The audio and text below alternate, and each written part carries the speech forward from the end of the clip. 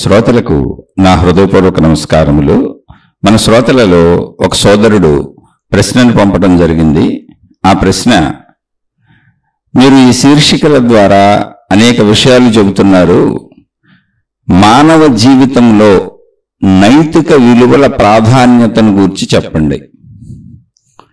అది పదే పదే మననం చేసుకుంటూ ఉంటే మనం మంచిగా జీవించే అవకాశం ఉంటుంది కదా, వీలైతే వివరించగలరు.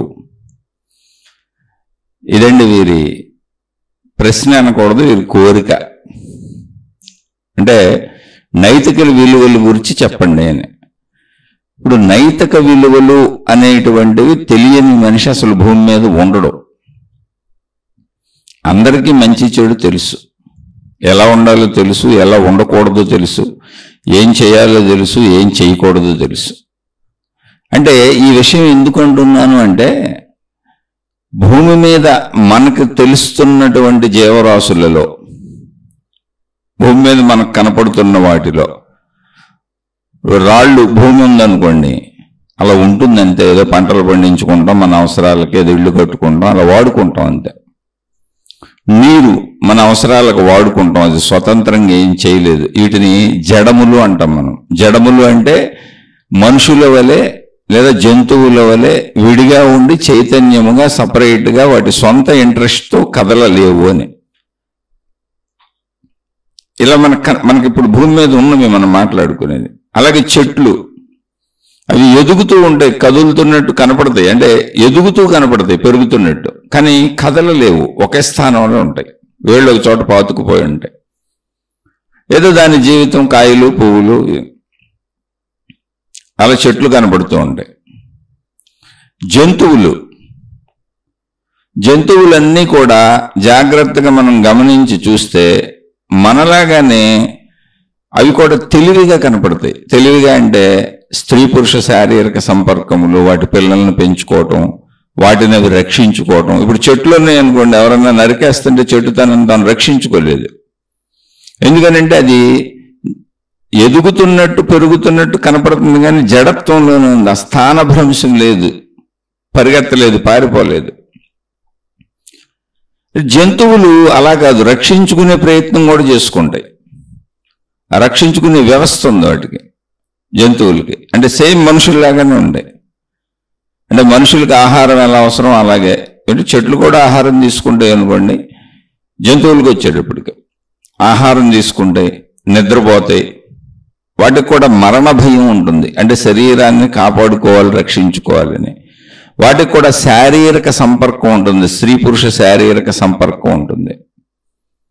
ఇవి మనుషులకి జంతువులకి ఒకటి. అందుకే మనిషిని జంతువులతోనే పోల్చారు, అయితే ఉత్తమ జంతువుగా చెప్పారు.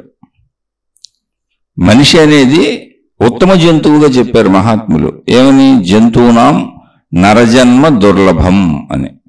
అంటే జంతువులలో నరుడు అనేటువంటి జన్మ రావడం దుర్లభం, అసాధ్యము అని. ఎందుకనంటే జంతువులన్నింటిలోనూ హైయెస్ట్ ఉత్తమ స్థాయి మనిషి.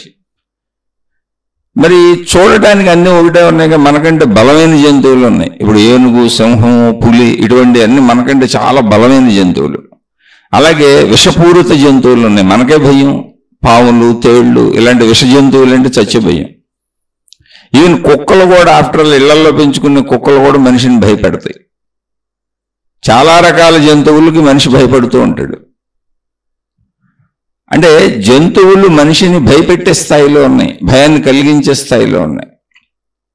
కానీ మనిషి ఎందుకు గొప్పవాడు అంటే, జంతువులకి మనిషికి ఉన్న తేడా ఎక్కడుంది అంటే జ్ఞానంలో తేడా ఉంది, అంటే మేధాశక్తిలో, తెలివితేటల్లో తేడా ఉంది. ఇది గమనించారు పూర్వీకులైనటువంటి మన పెద్దలు. మన పెద్దలంటే మన ముందు తరాల వాళ్ళు, అంతే. వాళ్ళు ఋషులు అంటారో, మునులు అంటారో, మనుషులు అంటారో, దేవుళ్ళు అంటారో, మీ ఇష్టం. మన ముందు తరాల వాళ్ళు.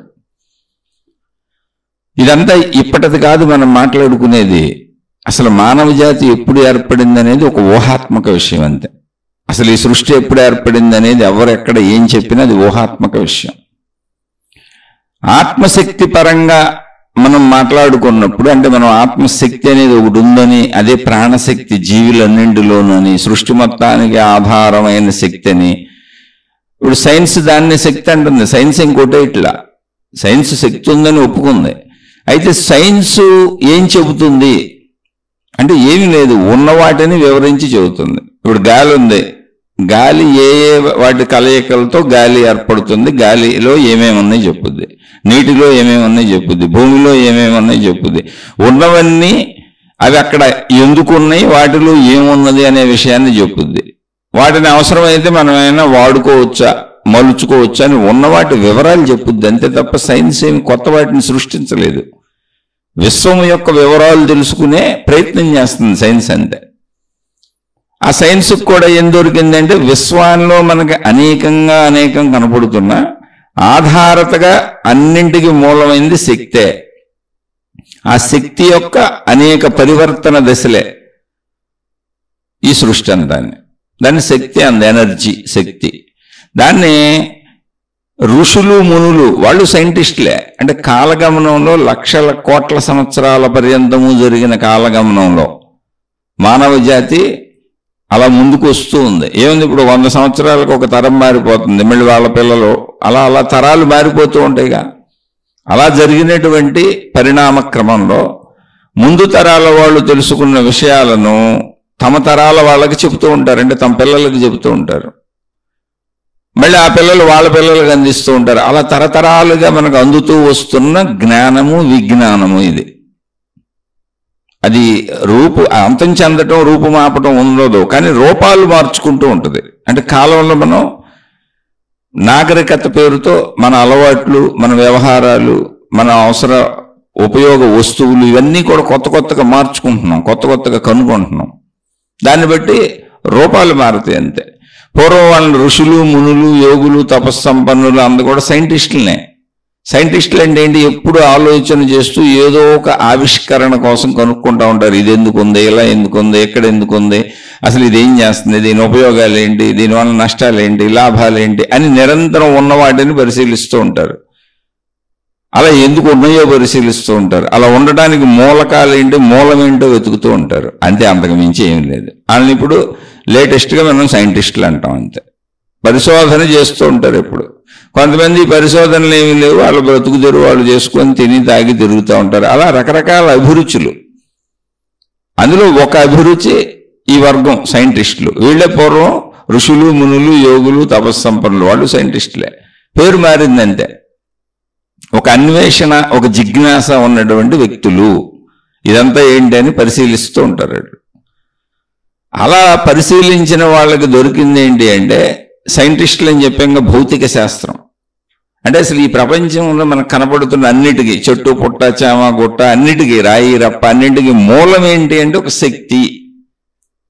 ఆ శక్తి యొక్క రూపాంతరాలే ఇవన్నీ అని అవన్నీ వివరించుకుంటూ వచ్చారు. ఆ రూపాంతరాలన్నీ వివరించుకుంటూ వస్తారు. అది చదువుకుంటూ వెళ్ళాలంటే చాలా పెద్ద చదువు ఉంటుంది అది.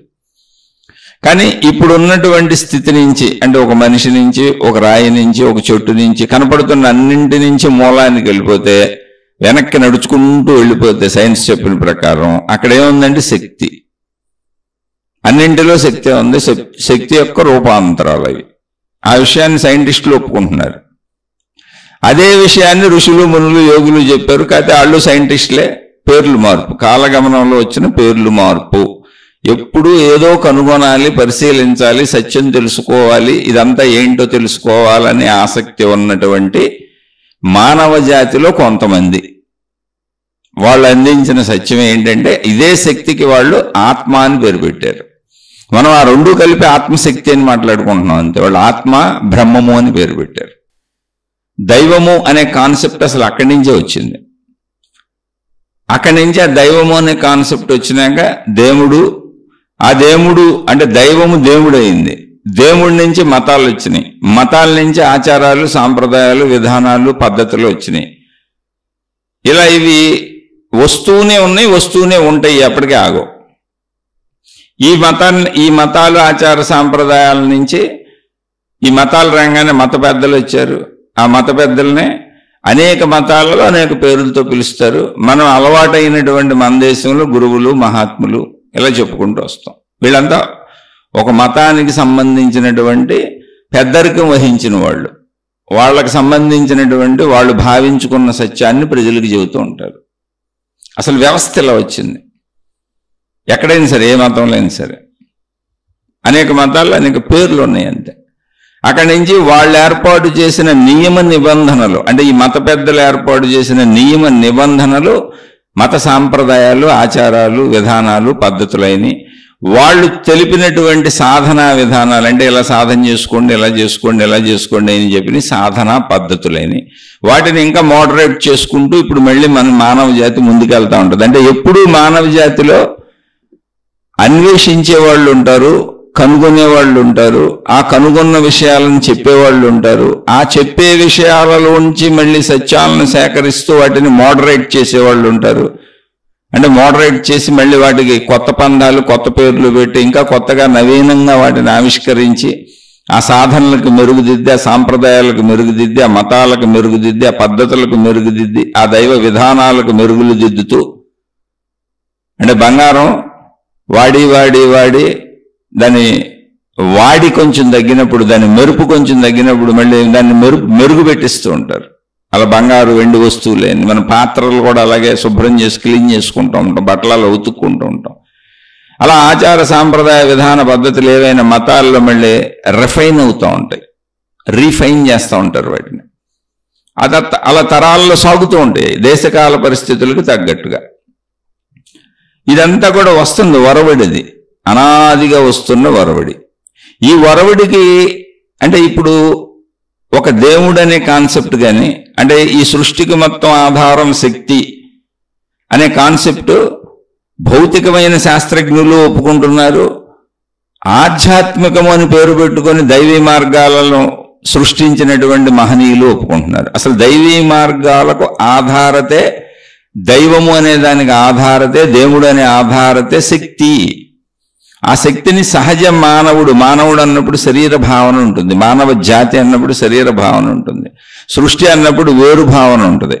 అందుకని ఆ భావన కలగకూడదు, ఏకత్వ భావన కలగాలి. ఆ శక్తి అనేది ముక్కలు కాదు, వేరు కాదు అనేటువంటి ఒక ఏకత్వ భావన కోసం దానికి ఆత్మ అని వేరు పెట్టి దాన్ని దైవము అని ఒక సపరేట్గా చెప్పారు. అంటే ఒక సహజ సమాజంలో సామాన్య మానవులుగా సాగిపోతున్నటువంటి మానవ జీవితం కాకుండా ఒక పవిత్ర జీవితం. దైవం అనేది ఒక స్పెషల్ కేటగిరీ, ఆ శక్తి అనేది ఒక స్పెషల్ అని, దానికి ఆత్మ, ఆధ్యాత్మికత, దానికి ఆత్మ దైవమైంది, ఆధ్యాత్మికత భక్తి అయింది. అంటే ఒరిజినల్గా వాళ్ళు కనుక్కుందేంటి శక్తి. ఆ శక్తికి వాళ్ళు పెట్టిన పేరేంటి ఆత్మ బ్రహ్మము. ఆత్మ బ్రహ్మము గురించి మాట్లాడినప్పుడు అదేంటి ఆధ్యాత్మికత. అది ఎక్కడుంది? తనలో తానే కనుక్కున్నాడు, మనిషిలోనే కనుక్కున్నాడు. అది ఎక్కడుంది? మొత్తం సర్వవ్యాపకంగా ఉంది, అది మనిషితో సహా అన్నింటిలో ఉంది. అది అలాంటప్పుడు ఆ ఏకత్వ భావన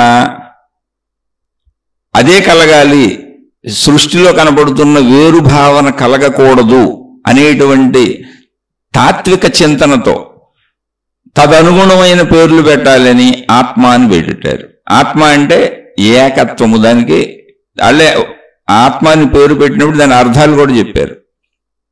అది అఖండము, అంటే ఒక విడిగా ఒక ముక్కలా లేదు, ఒక సపరేట్ మనిషిలా లేదు, ఒక సపరేట్ చెట్టులా లేదు, అంటే ఖండించటానికి వేరు చేయటానికి లేదు, వీలుగా లేదు. అనంతము, ఎంత ఉందో తెలియదు, ఉన్నదంతా అదే. సర్వవ్యాపకము, మొత్తము వ్యాపించి ఏకంగానే ఉంది, ఎక్కడ ఖండం అవ్వాలి, అది వేరుగా లేదు. అలాంటి దాని గురించి ఏమన్నా చెబుదామంటే ఒక చెట్టు గురించి చెప్పినట్టు, ఒక మనిషి గురించి చెప్పినట్టు, ఏదైనా శబ్దస్పర్శ రూపరస గంధముల గురించి చెప్పినట్టుగా దాని గురించి చెప్పలేం. అది శక్తి, అది అనుభవించగలం అంతే. దాన్ని ఉన్నది అని ఆ అనుభవంలోకి వెళ్ళి అందులో కలిసిపోగలం, దాన్ని మాటలతో వివరించలేము. శక్తి యొక్క లక్షణాలు చెప్పారు. అటువంటి స్థితిని అంటే మాటలతో చెప్పలేము, మనసుతో ఊహించలేము. అది అలాని ఒక విభజనగా ఒక ముక్కగా లేదు, ఉన్నదంతా అదే, సర్వవ్యాపకంగా ఉంది, అదే అనంతమది, అఖండమది, అనిర్వచనీయము, అవాంగమానస గోచరము. ఇది దాని లక్షణాలు, ఆత్మకి చెప్పిన లక్షణాలు. అంటే ఆత్మ అన్నప్పుడల్లా అవే గుర్తు రావాలి మనుషులందరికీ. కానీ సహజంగా మనిషికి ఏంటి, కంటితో చూసింది, చెవితో వింది, అన్ని పరిమితాలు గుర్తొస్తాయి. పరిమితాలు గుర్తొచ్చే మనిషికి అపరిమితం ఇక్కడ సత్యమని, శక్తి అపరిమితమని, అది అపరిమితంగా అనంతంగా ఉందని అది గుర్తు రావాలి అంటే ఆ సపరేట్ పేరు పెట్టారు. దేనికి? పేరు ద్వారా అది గుర్తొస్తుంది మనకు. మన మనుషులు మనం పేర్లు పెట్టుకునేది ఎందుకు? వస్తువులకు పేర్లు పెట్టేది ఎందుకు? ఊర్లకు పేర్లు పెట్టేది ఎందుకు? ఇవన్నీ కూడా పేర్ల ద్వారా వ్యవహారిక జీవితం నడవటానికి. అలాగే ఒక వ్యక్తి అన్వేషకుడుగా సత్యాన్ని తెలుసుకోవాలనుకున్నప్పుడు ఆ పేరు ఆ సత్యాన్ని సూచించే విధంగా ఉండాలి అని ఆత్మ అని పేరు పెట్టారు. దాన్ని బ్రహ్మము అని కూడా పిలిచారు. అంటే బ్రహ్మము అన్న ఆత్మ అన్న ఒకటే, అంటే ఒకటిగా ఉన్నది, విభజించడానికి లేదు, ఏకత్వమే ఉంది అక్కడ. దాన్ని అద్వైతము అని కూడా పిలిచారు తర్వాత వచ్చిన మహాత్ములు. అద్వైతము, ద్వైతం అంటే రెండు లేక అంతకంటే ఎక్కువ, అంటే ఒకటి కంటే ఎక్కువైనది. ద్వైతము అన్నప్పుడు ఒకటి కాదు, ఒకటి కంటే ఎక్కువైనది, రెండు లేక అంతకంటే ఎక్కువ, అనేకము. అద్వైతము ఆత్మ అన్నారు. అద్వైతం అంటే ఏంటి? రెండవది అసలు లేదు, ఉన్నది ఒకటే. ఆ భావన రావటం కోసం దానికి ఇవ్వబడిన పేర్లు ఆత్మ, బ్రహ్మము. ఈ రెండు దాని పేర్లే. అయితే ఈ ఆత్మ బ్రహ్మము దేని పేర్లు? అసలు వీరు కనుగొన్న శక్తి పేర్లు. అది శక్తి, అది ఎనర్జీ. అది ఆ శక్తికి అలా పేర్లు పెట్టి మీనింగ్లు ఇచ్చారు. శక్తి అంటే మీరు అదేదో మళ్ళీ కొద్దిగా ఉందనుకుంటారు, ఒక బ్యాటరీలో ఉన్న శక్తి, లేదా ఏదన్నా మనం ఒక జాంపండులో ఉన్న శక్తి, ఒక యాపిల్లో ఉన్న శక్తి, తింటుంది అయ్యాక మనం అలా అనుకుంటారేమో. కాదు, అది సర్వవ్యాపక శక్తి. పదార్థాల్లో శక్తి కాదు, వస్తువుల్లో శక్తి కాదు, అది సర్వవ్యాపక ఏకంగా ఉన్నటువంటి శక్తి, పరిమిత శక్తి కాదు అనే భావన కలగాలి మనిషికి. యూనివర్స్ మొత్తం ఉన్నది శక్తే, ఆ శక్తిలోనే ఈ సృష్టి తయారవుతున్నది అనేటువంటి తెలియాలి మనిషికి అని బ్రహ్మము ఆత్మ అని పేరు పెట్టారు. అక్కడి నుంచి ఆ బ్రహ్మము ఆత్మ అన్నప్పుడు అసలు ఇప్పుడు మనం చెప్పుకోవటానికి, తెలిసిన వాళ్ళు చెప్పుకోవటానికి దానికి ఎన్ని పదాలు వాడినా, ఎన్ని లైన్లు మాట్లాడినా, ఎన్ని అక్షరాలు మాట్లాడినా, ఎన్ని సంవత్సరాలు ఇలాగే మాట్లాడుకున్నది అర్థం అవదు. ఎందుకంటే అర్థం అవడానికి అందులో అక్కడ ఏమీ లేదు. పదార్థం ఉంటే అర్థమవుద్ది, శబ్దస్పర్శ రూపరసగంధాలు ఉంటే మనిషికి అర్థమవుతాయి. దాన్ని జ్ఞానంతో గ్రహించి ఆ స్థితిలో నువ్వు నిలబడాలంటే అదొక ఉనికి, అదొక ఎగ్జిస్టెన్స్, అదొక ఎరుక. అక్కడ ఏం లేదు, ఒక సజీవత్వం ఉందంతే. అలాంటి స్థితిని ఎలా చెబుతాం? అందుకే చెప్పారు మనసుతో ఊహించలేవు కూడా అని చెప్పారు. మాటలతో మాట దేవుడు ఎరుగు, మనసుతో కూడా ఊహించలేవని. కానీ దాన్ని మనం మాటలతోనే చెప్పుకోవాలి, మనసుతోనే అర్థం చేసుకోవాలి, బుద్ధితోనే గ్రహించాలి. మనిషి తానే గ్రహించి అర్థం చేసుకొని తనలో తాను ఆ స్వప్రయత్నంగా దాన్ని తెలుసుకోవాలి. ఒరిజినల్గా మాటలతో చెప్పడం కుదరదు, ఒరిజినల్గా మనసుతో ఊహించటం కుదరదు, ఒకళ్ళు ఇంకోళ్ళకి అందించటం కుదరదు, ఒకళ్ళు ఇంకోళ్ళకి దాన్ని బోధించటం కూడా కుదరదు. ఎందుకంటే మాటలకు అందదు అది. కానీ దాన్ని మాటలతోనే చెప్పుకోవాలి, ఇంకో దారి లేదు. మనసుతోనే గ్రహించాలి, ఇంకో దారి లేదు. అలా గ్రహిస్తూ జాగ్రత్తగా నువ్వే సాధన చేసుకుంటూ ఆ ఎరుక స్థితికి ప్రవేశించాలి. అలా అర్థమయ్యేలా తీసుకెళ్ళారు. అయితే అంత క్రిటికల్గా ఉంది అది, చాలా క్రిటికల్గా ఉంది అది. ఎంత మేధాశక్తి గలవాళ్ళైనా అక్కడ దాన్ని పట్టుకోవటం కష్టమైపోద్ది. అందుకే కోటాను కోట్లలో ఏ ఒక్కడో దాన్ని అర్థం చేసుకొని వెళ్తా ఉంటాడు. తరతరాలలో మీకు ఆత్మజ్ఞానులైన జీవన్ముక్తులైన వాళ్ళు ప్రపంచమంతా 100 కోట్ల జనాభా ఉంటే అందులో 100 మంది కూడా ఉండరు, కోటికొక్కడు కూడా ఉండడు. ఎందుకంటే అది ఆ సబ్జెక్ట్ అర్థం అవటంలో ఉన్న క్రిటికాలిటీ. ఇది అర్థమైతే గొడవ లేదు, అర్థం అవటంలోనే గొడవ అంతా ఉంది. అందుకని ఏం చేశారంటే దాన్నే దైవము అన్నారు. మళ్ళీ ఆత్మ బ్రహ్మం అంటే అర్థం అవటం లేదని దైవము, దైవశక్తి అని ఒక పవిత్రతను క్రియేట్ చేశారు. ఆ దైవము అన్నప్పుడు శక్తి స్వరూపంగా వెళ్ళేది అర్థం కావట్లేదని దేవుడు అని మనిషికి అర్థమయ్యే రూపాలు తీసుకొచ్చారు. మనిషి స్త్రీలా ఉంటాడు, పురుషుల్లో ఉంటారు. మానవ జాతిలో ఉన్న స్త్రీ పురుష రూపాలతో దేవుడు దేవతలను తయారు చేసి వాళ్ళకి ఆ విశేష శక్తిని ఆపాదించి చెప్పారు, మనిషికి అర్థం అవ్వాలని. అంతే జరిగింది అక్కడ. అక్కడి నుంచి మతాలు వచ్చినాయి, అక్కడి నుంచి మార్గాలు వచ్చినాయి, అక్కడి నుంచి వివిధతలు, అంటే ఆధ్యాత్మికతలో, భక్తిలో, దైవములో వైరుధ్యములు, వివిధత్వము వచ్చింది. కానీ యాక్చువల్గా వాళ్ళు చేసింది అందుకు కాదు. పాపం అర్థం చేసుకోవటం కష్టంగా ఉన్నదాన్ని సులువుగా వాళ్ళకి చెప్పి వీళ్ళని ఆ స్థితికి ఎదిగేలా చేద్దాము అని. అందుకని ఎవరైనా సరే మీరు ఒక మతంలో చిక్కుకుపోయినా, ఒక దేవుళ్ళలో చిక్కుకుపోయినా, ఒక మార్గంలో చిక్కుకుపోయినా, ఒక విధానంలో చిక్కుకుపోయినా, ఒక పద్ధతిలో చిక్కుకుపోయినా మీరు చివరి వరకు ప్రయాణించలేరు. అంటే మీ యొక్క అనంతత్వాన్ని మీరు కనుక్కోలేరు. అందులో ఉండిపోవచ్చు. మీరు ఆక్వేరియంలో చేపలాగా అక్కడక్కడే తిరుగుతూ అందులో ఉండొచ్చు, హాయిగా ఉండొచ్చు. నూతిలో కప్ప ఇప్పుడు ఇదే ప్రపంచం, ఇదే మొత్తం సర్వస్వం అనుకున్నట్టు అందులో ఉండొచ్చు, హాయిగా ఉండొచ్చు. కానీ నిజమైనటువంటి తాత్వికులు, అంటే సత్యాన్ని తెలుసుకుందాం అనేటువంటి తపన కలిగినటువంటి వాళ్ళు పరిమితిలో ఎమడరు. ఎందుకంటే అది అసలు పరిమితిలోనే లేదు. విశ్వమే మీకు అనంతంగా కనపడుతుందిగా.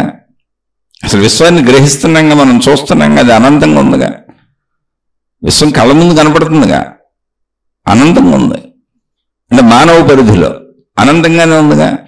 అందుకని వాళ్ళు ఈ మతములన్నీ మార్గములని, ఈ గురువులు, మహాత్ములు, విధానములు, పద్ధతులన్నీ మార్గములని, ఏదో ఒక మార్గాన్ని పట్టుకొని నేను ముందు సాగుతూ వెళితే ఆ మార్గము ద్వారా నా యొక్క జ్ఞానాన్ని అభివృద్ధి చేసుకుంటాను. అంటే ఈ దేవుడి ద్వారా, ఈ దేవత ద్వారా ఎక్కడికి వెళ్తాను? జ్ఞానాన్ని అభివృద్ధి చేసుకుంటూ దైవానికి వెళ్తాను. దేవుడు అంటే ఒక పర్టిక్యులర్ ఆకారం, దేవత అంటే ఒక పర్టిక్యులర్ ఆకారం, పేరుంటది, రూపం ఉంటుంది. దైవము అన్నప్పుడు తత్వానికి వెళ్ళిపోయింది, అక్కడ రూపం లేదు, శక్తి. అది దైవము, దైవశక్తి. దేవత దేవుడి నుంచి దైవముకి వెళ్ళిపోయింది. అంటే రూపాన్ని జాగ్రత్తగా దాటాను. కానీ ఒక పవిత్రత ఏదో ఉంది, ఒక పవిత్ర శక్తి ఏదో ఉంది, దాన్ని తెలుసుకోవాలని కొంచెం క్లాస్ మారింది నాది. 1వ తరగతి నుంచి 2వ తరగతిలోకి ప్రవేశించాను. నర్సరీ నుంచి ఎల్కేజీ, ఎల్కేజీ నుంచి యూకేజీ, యూకేజీ నుంచి 1, 1 నుంచి 2 అట క్లాస్ మారింది.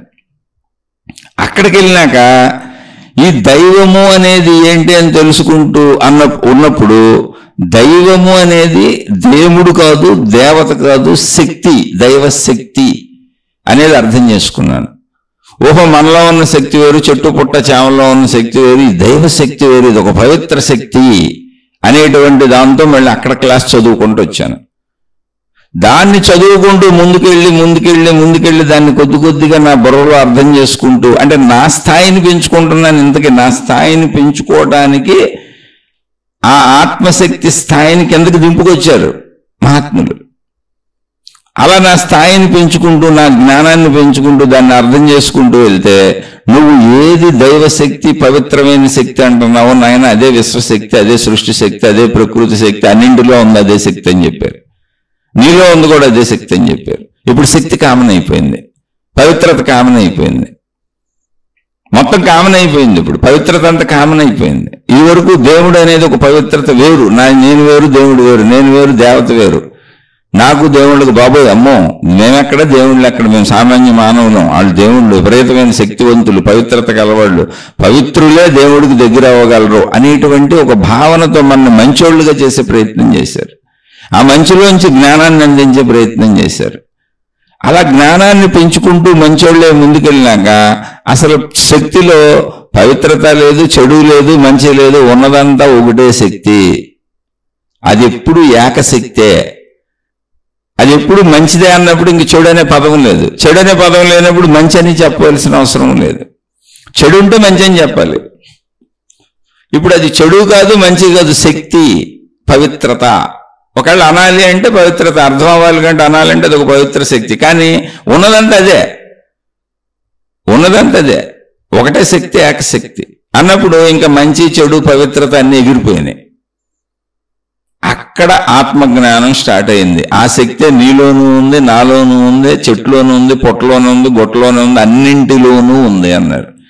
ఇదేంటబ్బా అన్నింటిలో ఆ శక్తి ఎలా ఉంది, నాలో ఉండటం ఏంటి? ఇన్నాళ్ళు ఏదో దేవుడిలో ఉంది, దేవతలో ఉంది, అది సపరేట్గా ఉంది, అది పవిత్ర శక్తి అంటే నాకు బాగా అర్థమైంది. నేను ఆ ప్రార్థనాలయాలకు వెళ్ళి దేవుళ్ళు దేవతల చుట్టూ తిరిగి, ఆ గురువుల చుట్టూ తిరిగి, ఆ మహాత్ముల చుట్టూ తిరిగి, వీళ్ళంతా దివ్య పురుషులు అనుకొని, నేను సామాన్యుణ్ణి, అల్పుణ్ణి, పనికిరానుణ్ణి అనుకొని, వాళ్ళంతా దేవుళ్ళు దేవతలు, దివ్యత్వం కలిగిన వాళ్ళు, దివ్య పురుషులు, దివ్య శక్తి సంపన్నులు అనుకొని అనుసరించాను. బాగుంది, చక్కగా అర్థమైంది నాకు అది. ఇప్పుడు ఆ దివ్యత్వము, దైవత్వము ఏది ఉందో అది నీలోనే ఉంది, ఆ సమస్తంలోనే ఉంది, అదే శక్తి. దాన్ని సపరేట్ చేయడానికి లేదు, దాంట్లో మంచి చెడుల విభిన్నత లేదు, అది ఏకశక్తే, మొత్తం అన్నిటిలో ఉంది అదే అన్నారు. అన్నిటిలో ఉంది అదేంటి ఎలా తెలుసుకోవాలి అంటే, బయట తెలుసుకుని ఎలా తెలుసుకుంటావు, నీలో అయితే చక్కగా తెలుసుకోవచ్చు అని మనలో తెలుసుకునే ప్రయత్నం చెప్పారు, ఎలా తెలుసుకోవచ్చు అని. అన్నప్పుడు నువ్వు బాహ్యంలో తిరగటం మానేసి నీ అంతరంగంలోకి వెళ్ళి కళ్ళు మూసుకొని అన్నారు. తిరగటం మానేసి జీవించొద్దని కాదు, అలా ప్రయత్నించు. నువ్వు మామూలు జీవించుకుంటూ నీ కుటుంబ జీవితం, నీ సంసార జీవితం అన్ని మామూలుగా జీవించు. శరీరపరమైన జీవితం, శరీర మనో అహంకారాలతో చక్కగా జీవించు.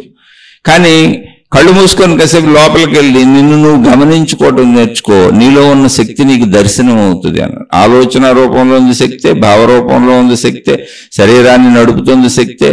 నీలో ఉన్నటువంటి నీ శక్తిని నువ్వు గుర్తించవచ్చు అని చెప్పారు. అలా గుర్తించారు చాలా మంది. గుర్తించినాక ఏం చెప్పారు, ఇప్పుడు నీలో ఏ శక్తి ఉందో మొత్తం అన్నిటిలో ఉన్నది అదే శక్తి. నీకు సృష్టికి భిన్నత లేదు. ఇప్పుడు నువ్వు అనంత ఆత్మస్వరూపుడివి, అనంత ఆత్మస్వరూపురాలువి. అది నీకు అర్థమైతే అని చెప్పారు. అది అర్థమైన వాళ్ళు, అవును మేము అక్కడ దాకా ప్రయాణించాం, అర్థమైంది, నేను అనంత ఆత్మశక్తి స్వరూపుడను స్వరూపురాలను అనే అనుభవాన్ని పొందారు ఆ మార్గాల్లో ప్రయాణించి. అప్పుడు వాళ్ళు ఏం చెప్పారంటే, అప్పటి వరకు ఏం చెప్పారు, అన్నింటిలో ఆసక్తే ఉందని చెప్పారు. కానీ నాలో ఆ శక్తి నాకు దర్శనమైనాక, నేను వీళ్ళు చెప్పిన పాఠాలన్నీ చదువుకొని నాలో సాధనలన్నీ చేసుకొని నేను ఆ శక్తి స్వరూపుడను స్వరూపరాలను అని తెలుసుకున్నాక ఏం చెప్పారు, ఏం అర్థమైంది, అది తెలుసుకున్న వాళ్ళకి ఏం అర్థమైంది, వాళ్ళు ఏం చెప్పారంటే అన్నింటిలో ఆ శక్తి ఉండటం కాదు, ఆ శక్తిలోనే అన్నీ ఉన్నాయని చెప్పారు. ఇది అసలు అక్కడికి వెళ్ళాలి. ఆ సత్యం కోసం ఆ శక్తిలోనే అన్నీ ఉన్నాయి. నేను ఇప్పుడు ఈ శరీరం ధరించిన నేను ఆ శక్తిలోనే ఉన్నాను. కనపడుతున్న సృష్టి అంటే చెట్టు పుట్ట మొత్తం అన్నీ ఆ శక్తిలోనే ఉన్నాయి. ఆ శక్తి యొక్క చలన ప్రక్రియ, చైతన్య ప్రక్రియ సృష్టిగా వ్యక్తమవుతుంది. మళ్ళీ అది కొంతకాలం ఉండి అంతరించిపోయి ఆ శక్తిగా మారిపోతున్నది. అంతకు మించి ఏమీ లేదు. శక్తి తనను తాను వ్యక్తం చేసుకున్నప్పుడు సృష్టి తనను తాను శక్తిలో లీనం చేసుకున్నప్పుడు, అంటే అంతం చేసుకున్నప్పుడు, లయం చేసుకున్నప్పుడు అది శక్తి. అంటే శక్తి సృష్టి ఒకటే. అది తననే తాను వ్యక్తపరుచుకుంటుంది సృష్టిగా, ఆ సృష్టి తననే తాను లయం చేసుకుంటుంది శక్తిగా. అది ఏకంగానే ఉంది, ఇప్పుడు అనేకంగా అనిపిస్తున్నది. ఈ సత్యతను అర్థం చేసుకో. ఉన్నదంతా ఒకటే శక్తి. శక్తిలో సృష్టి ఉంది, సృష్టిలో శక్తి ఉంది, రెండు కలిసిపోయి ఉన్నాయి. విభిన్నత అనేది అసలు ఇక్కడ లేదు అని చెప్పారు. ఆ విభిన్నత లేదు అనే సత్యాన్ని నువ్వు తెలుసుకోవాలి అని చెప్పారు. అది నువ్వు నీలోనే తెలుసుకోగలవు అని చెప్పారు. ఇది అసలు ఇక్కడ ఆ శక్తిని మనకు నేర్పటానికి, ఆ శక్తి స్థాయికి మనం తీసుకెళ్ళటానికి, దేహభావనలో ఉన్న ఒక సామాన్య మనిషిని తీసుకెళ్ళటానికి చేయబడిన ప్రయత్నం, ఆ ప్రయత్నం ముందది పవిత్ర శక్తి అని. అంటే మనం సామాన్యంగా భావించుకుంటూ మామూలుగా తిరుగుతూ ఏదో నేను మనిషిని అలా అనుకుంటూ, ఏదో ఆహారాల్లో శక్తి ఉంది కాబట్టి తింటున్నాను, అందులో శక్తి ఉంది కాబట్టి అనుభవిస్తున్నాను, ఇందులో శక్తి ఉంది కాబట్టి అనుకుంటున్నాను, నాలో శక్తి ఉంది కాబట్టి తిరుగుతున్నాను అనేది సామాన్య శక్తి. అలా చేస్తే నీకు ముందే అర్థం కాదు కనుక అది పవిత్ర శక్తిగా తయారు చేశారు. ఆత్మశక్తి, బ్రహ్మము అని ఒక పవిత్రత కూర్చారు దానికి. ఆ పవిత్ర శక్తిని ఎంత చెప్పినా నీకు అర్థం అవట్లే ఒక సామాన్యుడికి. కాబట్టి దైవము అని మళ్ళీ ఇంకా కొంచెం ఒక స్టెప్ కిందకి తీసుకొచ్చి మనకు దగ్గరగా తీసుకొచ్చి సృష్టి మొత్తానికి ఆధారమైన దైవశక్తి అన్నారు. మళ్ళీ ఏం చెప్పినా దైవము అన్న దైవశక్తి అన్న శక్తి స్వరూపంలో అది మనిషికి అర్థం కావటం లేదు అనుకున్నప్పుడు ఇంకా దాన్ని దేవుడు దేవత అని మనిషి యొక్క రూపతీరులకు తీసుకొచ్చారు. మనిషిలో స్త్రీ పురుషులు ఉన్నారు కనుక అలా తీసుకొచ్చి మళ్ళీ దేవుడు దేవత పవిత్రులే. ఆ పవిత్రతను తగ్గించట్లా. ఆత్మశక్తి బ్రహ్మము అన్నప్పుడు ఏ పవిత్రత ఉందో, దైవము దైవశక్తి అన్నప్పుడు అదే పవిత్రత కంటిన్యూ అయింది. అక్కడి నుంచి దేవుడు దేవత అన్నప్పుడు అదే పవిత్రత ఉంది. కానీ దేవుడు దేవత నుంచి మతాలు ఏర్పడినాయి. అంతకుముందు మతాలు లేవు. మతములు అంటే ఏమీ లేదు, అభిప్రాయములు అనేక రకములుగా ఎవరికాళ్ళు నచ్చింది ఏర్పాటు చేసుకున్నారు. అంటే వాళ్ళకి అర్థమైన దాంట్లో వాళ్ళు పోయారంది. అది ఒక మాటలో చెప్పాలంటే అక్కడి నుంచి ఆ పవిత్రత కోసం మనుషులు పాకులాడటం, ప్రయత్నించటం అనే భక్తి యొక్క మనిషికి ఆ దేవుడికి మధ్య ఒక భక్తిని తయారు చేశారు. అంటే సహజంగా మనిషిలో ఉండే ఫీలింగ్స్ అవి. ఇప్పుడు మన కుటుంబ సభ్యుల మీద మనకు ప్రేమ ఉందనుకోండి, మన భార్య మీద మనకు ప్రేమ ఉందనుకోండి, ప్రేమ అన్నాం, ఒక అనురాగం, సోదర ప్రేమ, అనురాగం, తల్లి బిడ్డల మధ్య ఉండేది వాత్సల్యం, అలా ప్రేమలకి మిత్రుల మధ్య ఉండేది మైత్రి, స్నేహం, అవి పేర్లు. అదే భగవంతుడి మీద ఏర్పడేది అంటే భగవంతుడు ఎవరిని కనపడతల్లా, దేవుడు దేవత. కానీ ఉన్నారు అని చెబుతున్నప్పుడు, ఈ సృష్టికి కారణం వాళ్ళే అని చెబుతున్నప్పుడు, నీ జీవితానికి కారణం వాళ్ళే అని చెబుతున్నప్పుడు, నీకు ఏర్పడేటువంటి వాళ్ళే ఏర్పరుచుకోమన్న ఓ నమ్మక భావం భక్తి. ఎందుకంటే కనపట్టలేదు అక్కడ, దాని పేరు భక్తి. అలా భక్తి భావాలు పెంపొందినాయి. అక్కడి నుంచి మతాలు, మార్గాలు, విధానాలు ఏర్పడినాయి, పద్ధతులు వచ్చినాయి. అయితే ఇవి ఎందుకు వచ్చినాయి? వీటి మూల పుట్టుకిది. ఇక్కడి నుంచి నువ్వు అనంత ఆత్మశక్తి దాకా, అంటే నీలోనే ఉన్న నీ ప్రాణశక్తిని తెలుసుకుంటాం. అనంత ఆత్మశక్తి అంటే ఇంకేం లేదు. అంటే నిన్ను నీ లోపలికి పంపడానికి బయట ఒక దేవుణ్ణి సృష్టి చేయాల్సి వచ్చింది. సింపుల్ అంతే. ఇప్పుడు చూడండి, మనం బయటికి వెళ్ళి విద్యాలయాల్లో చదువుకుంటాం, మన పిల్లల్ని తీసుకెళ్లి నర్సరీలో వేస్తాం, అక్కడ బొమ్మలతో ఆడిస్తారు. అక్కడి నుంచి ఎల్కేజీ, యూకేజీ 1, 2, 3, 4 అలా చదువుకుంటూ ఏదో ప్రొఫెసర్లు అయిపోయి వృత్తి వ్యాపార ఉద్యోగాల ప్రావీణ్యత జ్ఞానం వచ్చి ధన సంపాదన నేను సొంతగా చేసుకుని నా కాళ్ళ మీద నేను నిలబడగలిగిన సామర్థ్యం వచ్చే వరకు చదువుకుంటా. నేను అలా చదువుకున్నాక భౌతికంలో నా బతుకు నేను బతకగలుగుతాను, ఈ ప్రపంచంలో బ్రతకడానికి అవసరమైనటువంటి జ్ఞానము, తెలివి అన్నీ నాకు వస్తాయి భౌతిక చదువు ద్వారా. అలాగే ఈ ఆధ్యాత్మిక చదువు ద్వారా నేను నర్సరీలో జాయిన్ చేసి, నర్సరీ అంటే బొమ్మలంటే దేవుడు దేవత ప్రార్థనాలయాలు, అక్కడ మొదలుపెట్టి ఆ చదువుకుంటూ నువ్వు నీ లోపలికి వచ్చేసి నీ గూర్చి సంపూర్ణంగా చదువుకొని నేను అనంత ఆత్మశక్తిని, విశ్వశక్తిని అని అనంత ఆత్మశక్తిలో లయించిపోయి శరీర మనోభావాలను వదిలేసే స్థాయికి, ఆ ఏకత్వ స్థాయికి వెళ్ళే వరకు ఈ చదువు సాగి నిన్ను అమరుణ్ణి, అనంతుణ్ణి చేస్తుంది. భౌతిక చదువేమో నీకు సర్వ సౌఖ్యాలు సమకూర్చి ఇక్కడ నువ్వు బ్రతకడానికి అవసరమైన జ్ఞానాన్ని, సంపదల్ని సమకూర్చుకోవడానికి, నీ అవసరాలు తీర్చుకోవడానికి భౌతిక చదువు ఉపయోగపడితే, ఆధ్యాత్మిక చదువు నిన్ను అమరుడను, అమరురాలను చేయటానికి, అమరత్వాన్ని అంటే చావు లేని, మరణము లేనటువంటి శక్తి స్థితి నీది అని చెప్పడానికి ఉపయోగపడుతుంది. అక్కడ దాకా వెళతామా మన ఇష్టం. ఈ మధ్యలో అనేకంగా విధానాలు, ఇవన్నీ తరగతులు ఏంటి, చాలా మంది చూడండి, ఇప్పుడు ఎల్కేజీలో ఏదో నర్సరీలో జాయిన్ చేశారనుకోండి, బొమ్మలో కాసేపు ఆడిస్తారు, 1, 2 ఎల్కేజీ, యూకేజీ, నర్సరీ 1, 2, 3, కొంతమంది 4-5 తరగతులు చదివి ఆపేస్తారు. లేదా చదివించలేక పేదరికంలోకి వెళ్ళిపోయి చదివించలేక ఉంటారు. గవర్నమెంట్ స్కూల్స్ ఉన్నాయనుకోండి, కొంతమంది ఇంట్రెస్ట్ ఉండదు, చదువు మధ్యలోనే వదిలేస్తారు. కొంతమంది 10th క్లాస్తో వదిలేస్తారు, కొంతమంది ఇంటర్మీడియట్తో వదిలేస్తారు, కొంతమంది డిగ్రీలతో వదిలేస్తారు, కొంతమంది ఇంకా బాగా చదువుకొని వృత్తి వ్యాపార ఉద్యోగాలు చేసుకుని ఎంత మ్యాక్సిమం హైయెస్ట్కి వెళ్ళొచ్చో అంత హైయెస్ట్కి వెళ్తారు. అన్ని రకాల వాళ్ళు ఉంటారు ఇక్కడ. భౌతిక చదువులో అన్ని రకాల వాళ్ళు ఎలా ఉన్నారో ఆధ్యాత్మిక చదువులో కూడా అన్ని రకాల వాళ్ళు ఉన్నారు. అవే మతములు, మార్గములు, విధానములు, పద్ధతులు. కానీ ఇందులో మొత్తం చదువు చదవటం, నువ్వు అమరత్వాన్ని పొందటం. అమరత్వము అంటే ఏంటి? చనిపోయే శరీరము నేను కాదు, నేను శక్తిని అనేటువంటి నీకు మృత్యుంజయ స్థితి కలగటం. అది ఫైనల్ చదువుకి. ఆ తర్వాత చదువుకోవటానికి లేదు, దాన్ని మోక్షం అని పెట్టారు. మరి అక్కడ దాకా అందరూ వెళ్ళరా అంటే, ప్రతి మనిషి, భూమి మీద పుట్టిన ప్రతి మనిషి ఆ స్థితిని పొందితేనే ఈ జన్మ పరంపర ఆగుతుంది అనేటువంటి విశ్వాసము, నమ్మకము, ఆ స్థితిని పొందినటువంటి మహాత్ములు చెప్పినటువంటి మాటలపై భరోసా. ఎందుకంటే వాళ్ళు దాన్ని పొంది అర్థం చేసుకొని చెప్పారు. నువ్వు ఆనందాత్మశక్తిలో లీనమైపోతే అప్పుడు ఇక నీ ఇష్టం, నీకు స్వేచ్ఛ వచ్చేసింది, నువ్వు జన్మలు ఎత్తాల్సిన అవసరం లేదు. కానీ నేను ఆనందాత్మశక్తిని తెలుసుకునే వరకు మాత్రం నువ్వు జన్మలు ఎత్తవలసిందే. నువ్వు ఎన్ని జన్మలైనా ఎత్తుతావు, మళ్ళీ ఆ జన్మల్లో నువ్వు చేసినటువంటి కర్మఫలములు అనుభవించక తప్పదు. ఎందుకని? నేను పరిమితుడను, నేను మనిషిని అని నీకు తెలుస్తున్నప్పుడు, నాలాంటి మనుషులు ఈ భూమి మీద ఇంకా అనేక మంది ఉన్నారు అని నీకు అనిపిస్తున్నప్పుడు, మొత్తం మానవ సమూహం ఇది నాలాంటిదే, నాలా కోరికలు ఉంటాయి, నాలా ఆకలి ఉంటుంది, నాలానే జీవితం ఉంటుంది అని తెలిసినప్పుడు, తెలిసి కూడా నువ్వు నీకు ఆ జ్ఞానం పనిచేస్తూ కూడా, ఏ జ్ఞానం?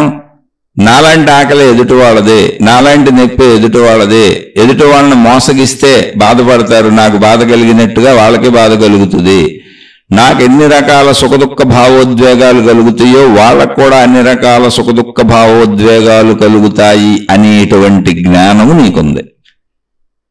ఇక్కడే జంతువులకి మనిషికి ఉన్న తేడా. జంతువులకి తమకు సంబంధించిన జ్ఞానమే తెలుస్తుంది తప్ప ఎదుట దానికి సంబంధించిన జ్ఞానము తెలియదు. ఇప్పుడు ఒక పులి ఉంది, సృష్టి దానికి సహజంగా మాంసాహార జంతువుగా పెట్టేసింది, అంటే ఇంకో జంతువుని చంపి తినాల్సిందే. ఓ సింహం అంతే, అలా మాంసాహార జంతువులన్నీ ఇంకో జంతువుని చంపి తినాల్సిందే. ఇప్పుడు దానికి నన్నెవరైనా చంపితే, నన్నెవరైనా కొడితే, నన్నెవరైనా నరికితే, నన్నెవరైనా రక్కితే, నన్నెవరైనా గిల్లితే నాకెంత బాధ కలుగుతుందో, దాన్ని నేను చంపి తింటుంటే అది విలవిలా కొట్టుకొని అంత బాధపడుతుంది అనే విషయము అసలు ఈ జంతువుకి తెలియదు. ఆ ఏర్పాటు సృష్టి చేయలేదు. ఇక్కడ అర్థం చేసుకోవాల్సిన విషయం అది. అందుకని జంతు ప్రపంచంలో మనలాంటి సహజమైనటువంటి గుణాలు చాలా కనపడతాయి, కానీ మనలాగా క్లారిటీగా స్పష్టమైనటువంటి జ్ఞానం జంతువుకు ఉండదు. అంటే ఎలాంటి జ్ఞానం? ఎదుట దానికి కూడా నావలినే దుఃఖము ఉంటుంది అనే జ్ఞానం ఉండదు. ఎదుటిది కూడా నావలినే అనేటువంటి జ్ఞానం ఉండదు. మిగిలినన్నీ ఉంటాయి. తమ పిల్లల్ని పెంచుకుంటాయి, కావాలంటే స్త్రీ ఆడ స్త్రీ పురుష జంతువులు కలుస్తాయి, పిల్లల్ని కంటే పెంచుకుంటాయి, అన్నీ చేస్తాయి. కానీ నొప్పి నాలాగానే ఉంటుంది, బాధ నాలాగానే ఉంటుంది, సుఖం నాలాగానే ఉంటుంది, ఆకలి నాలాగానే ఉంటుంది అని వాడికి తెలియదు. వాటికి సంబంధించిన పట్ల మమకారము, ప్రేమ ఇవి కనపడతా ఉంటాయి కొన్ని జంతువుల్లో, పక్షుల్లో, పశువుల్లో. మనిషికి అది బాగా తెలిసేలా ఉంది. జ్ఞాన ఎదుగుదల మనిషికి దానికి ఉంది తేడా. అది మనిషికి తెలుసు. ఏంటి అంటే సర్వం తెలుసు. అది మనిషి బుద్ధిలోనే చెబుతుంది. తెలుసు అనడానికి ఆధారం ఏంటి అంటే నీలో ఉన్న బుద్ధే.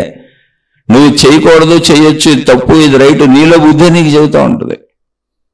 నువ్వు ఎదుటివాడి డబ్బులు కొట్టేద్దాం అనుకున్నావు, లేదా ఎదుటివాడిని కొడదాం అనుకున్నావు, ఎదుటివాడిని తిడదాం అనుకున్నావు, ఎదుటివాడిని మోసం చేద్దాం అనుకున్నావు, లేదా ఎదుటివాడి భార్య భర్త దొరికారు వ్యభిచారం చేద్దాం అనుకున్నావు, నీ మనసే చెప్పుద్ది తప్పు చేయకూడదు. వాళ్ళకు కూడా నీకు ఇవన్నీ జరిగితే నీకు ఎంత బాధ కలుగుతుందో వాళ్ళకి అంతే బాధ కలుగుతుంది. వీలైతే వాళ్ళకి సహాయం చేయి.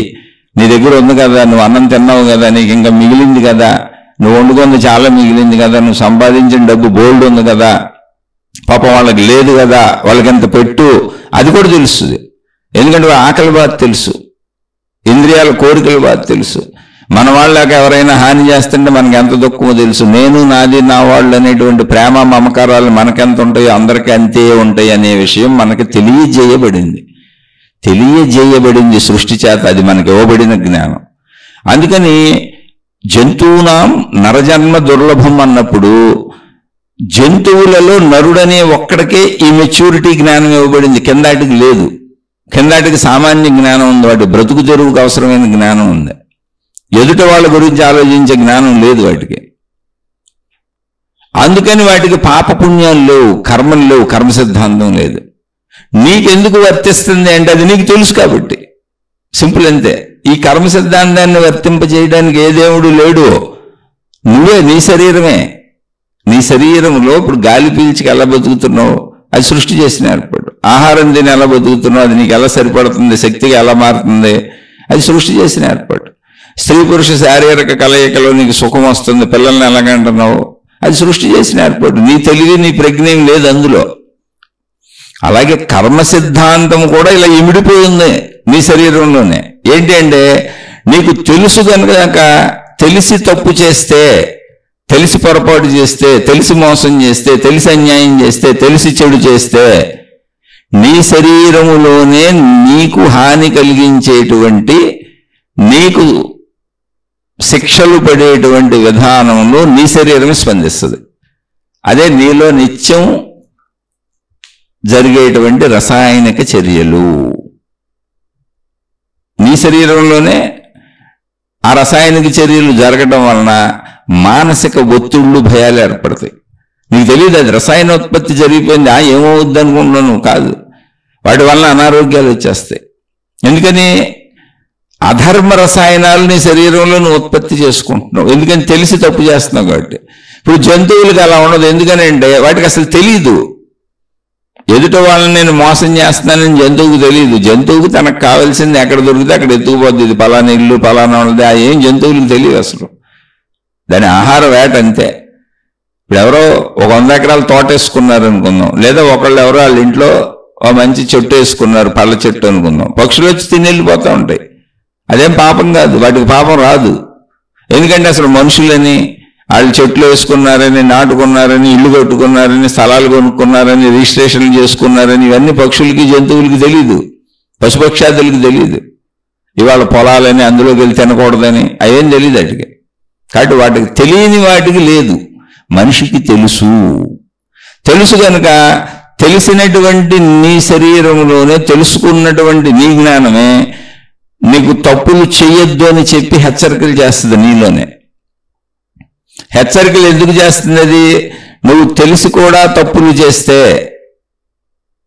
అయ్యా నీ శరీరంలోనే అమ్మ నీ శరీరంలోనే నీకు శిక్షలు వేసేటువంటి సౌకర్యం ఉంది. అది సృష్టిలో ఏర్పాటు చేసింది. అదే నీలో జరిగే రసాయనిక చర్యలు. నీలో రసాయనోత్పత్తి మారిపోద్ది. నీ శరీరానికి విభిన్నమైనటువంటి పనికిరాని నీ శరీరాన్ని మనసులను పాడు చేసేటువంటి రసాయనోత్పత్తి జరిగి నీ భావజాలం మారిపోద్ది, నీ ఆలోచన సరళి మారిపోద్ది. నువ్వు నిదానంగా నీకు అనారోగ్య పరిస్థితులు వచ్చేస్తాయి. అందుకని ఈ భావజాల మార్పే భయం.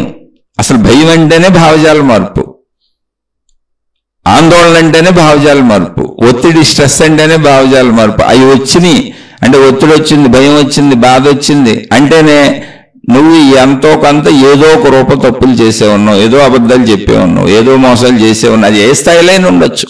తల్లిదండ్రులకు పిల్లలు చెప్పే చిన్న అబద్ధాలు కావచ్చు, పిల్లలకు తల్లిదండ్రులు చెప్పే చిన్న అబద్ధాలు కావచ్చు. అవన్నీ నీలో నెగిటివ్ కెమికల్స్ రిలీజ్ చేస్తాయి. ఇవన్నీ సత్యాలు గ్రహించారు. నెగిటివ్ కెమికల్స్ రిలీజ్ అవగానే ఆలోచనలు నెగిటివ్గా మారిపోతాయి. అంటే నీ ఆలోచనే నీకు వ్యతిరేకంగా పనిచేస్తూ ఉంటుంది. అందుకని ముందు బుద్ధి చెప్తా ఉంటుంది. నీలో మళ్ళీ సృష్టి నిన్నేం మోసం చేయలేదు, నీలో నీకు చెప్పే ఏర్పాటు చేయించింది. బుద్ధి అని ఒకటి పెట్టింది, అది చెప్పుద్ది ముందు. దాన్ని కాదని నువ్వు చేస్తావు. అప్పుడేమైంది? ఒకటి జాగ్రత్తగానండి, బుద్ధి కర్మానుసారినే అనే సూత్రం చెప్పారు మహాత్ములు. అంటే ఏంటి?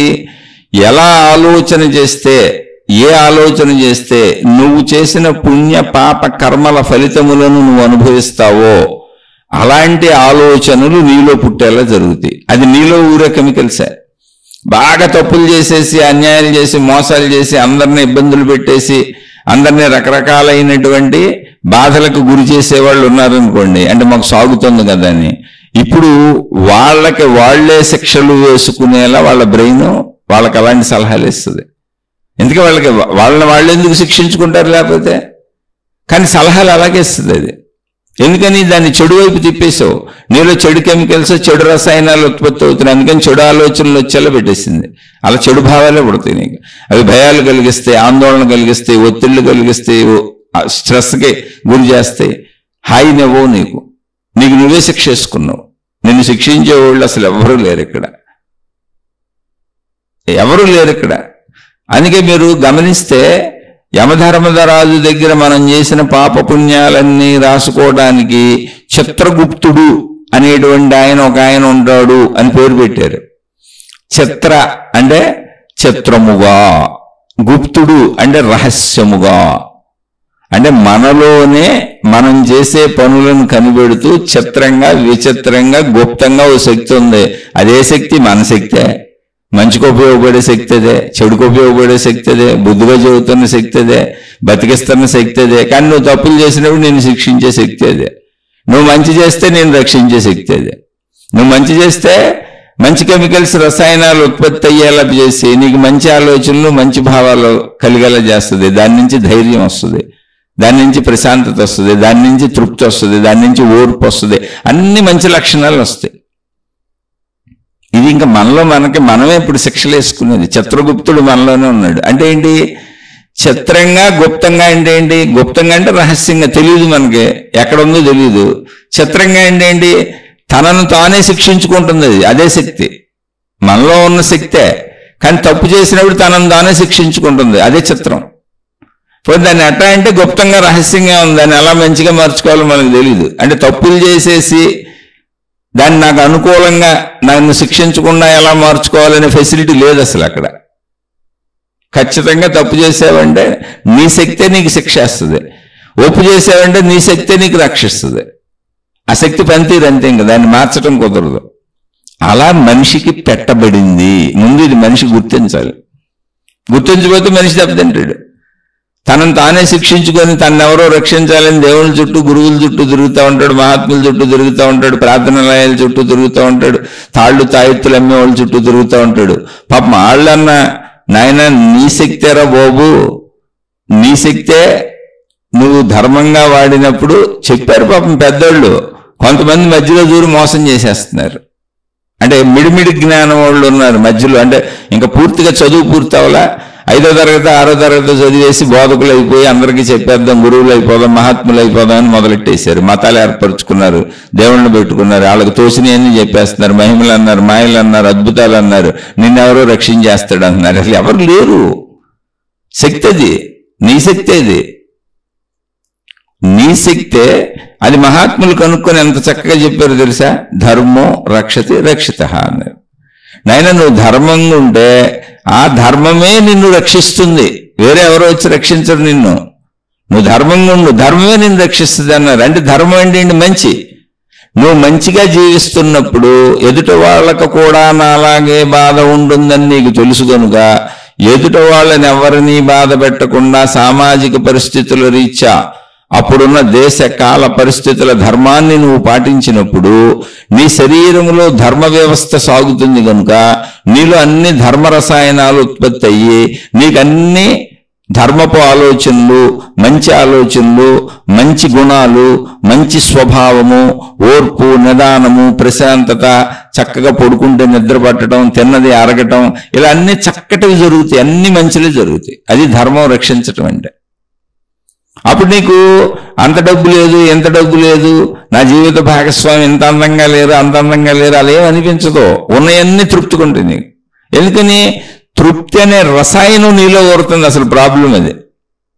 సంతృప్తి, తృప్తి అనేటువంటి కెమికల్ రిలీజ్ అయినప్పుడు నీ ఎదురుగా ఉన్నవన్నీ నీకు సరిపోయినట్టుగా, నిండిపోయినట్టుగా అన్ని, ఆ జీవిత భాగస్వామి అయినా, పిల్లలైనా, చదువులైన, వృత్తి అయినా, వ్యాపారమైన, ఉద్యోగమైన, డబ్బైనా, ఇల్లైనా, అది పూరు గుడిసైనా నీకు ఇంద్రభవనములా అని నీ మనసులో అనిపిస్తుంది. నాకు తృప్తిగా ఉంది, బాగుంది, చక్కగా ఉన్నాను నేను. అది ధర్మము రక్షించటం అంటే. అదే శిక్షించటం అంటే ఏంటి? దీనికి ఆపోజిట్ కదా. శిక్షించడం అనేది, చెడుని శిక్షించడం అనేది ఏంటంటే నీలోనే నెగిటివ్ కెమికల్స్ రిలీజ్ అవుతాయి. అవి రిలీజ్ అయినప్పుడు నువ్వు ఇంద్రభవనంలో ఉంటావు, పెద్ద పెద్ద కార్లు వేసుకు తిరుగుతూ ఉంటావు, కోటాను కోట్ల డబ్బు ఉంటుంది, నీకు ఎన్నో సౌకర్యాలు ఉంటాయి. ఎందుకని? అడ్డదిడ్డమైన దారులు ఇవన్నీ సంపాదించేస్తావుగా, దాచేసుకుంటావుగా. తప్పులు చేయటం అంటే అదేగా.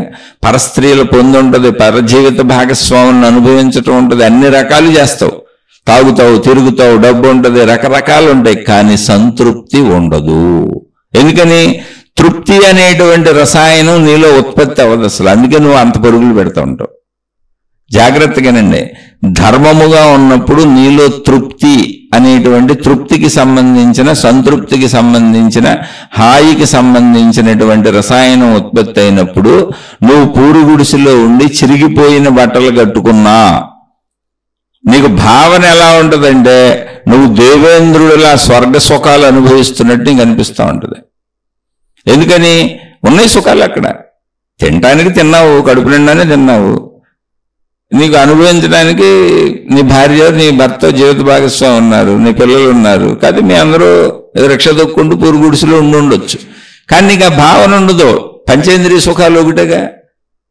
నీకు తృప్తి ఎప్పుడైతే కలుగుతుందో, సంతృప్తి ఎప్పుడైతే కలుగుతుందో నీకు హాయిగా నిద్రపోతుంది, ఏది తిన్నా అరిగిపోద్ది, అందరితో సఖ్యతగా ఉంటావు, అందరితో మంచిగా ఉంటావు, అసలు నీకు విరోధ భావం పుట్టదు. అది నీలో తయారయ్యి నీలో విడుదలయ్యే రసాయనాల వలన అలా నీ గుణాలు ఉంటాయి, నీ బుద్ధులు ఉంటాయి, నీ ఆలోచనలు ఉంటాయి. నీ శరీరం మొత్తం, నా శరీరం మొత్తం, మన శరీరం మొత్తం రసాయన కర్మాగారము. మీరు వెళ్ళి డాక్టర్ని అడగండి. అవి కొన్ని పేర్లు కూడా నాకు తెలుసు, ఏం ఉత్పత్తి అయితే ఎలా ఉంటుందని పేర్లు పెట్టారు. కాకపోతే అన్ని పేర్లు తెలియదు కాబట్టి ఆ కొన్ని పేర్లు కూడా 1-2 ఎందుకు చెప్పటం అని చెప్పట్లా మిడిమిడి జ్ఞానంతో. కానీ మొత్తం మన శరీరం రసాయన కర్మాగారము. అయితే ఇది ఎందుకు మరి నువ్వు ధర్మంగా మంచిగా ఉండాలి అంటే నీకు తెలుస్తుంది కాబట్టి. జంతువులు ఎందుకు ఉండక్కర్లేదంటే వాటికి తెలియట్లేదు కాబట్టి. సింపుల్ అంతే. ఎదుట వాళ్ళకి బాధ కలిగించకూడదు, కలిగిస్తే నాకు కలిగినంత బాధే వాళ్ళకి కలుగుతుందని మనిషికి తెలుస్తుంది. మనిషి ఒక సమాజ నిర్మాణం కూడా తయారు చేసుకున్నాడు, ధర్మాలని చట్టాలని పెట్టుకున్నాడు, తానే పెట్టుకున్నాడు. కనుక అవన్నీ నీకు తెలుసు కనుక ఆ ప్రకారం నువ్వు నడుచుకోకపోతే నీకు నువ్వే శిక్షలు వేసుకుంటున్నావు. నీలో రసాయనాలు అలా ఉత్పత్తి అవుతున్నాయి.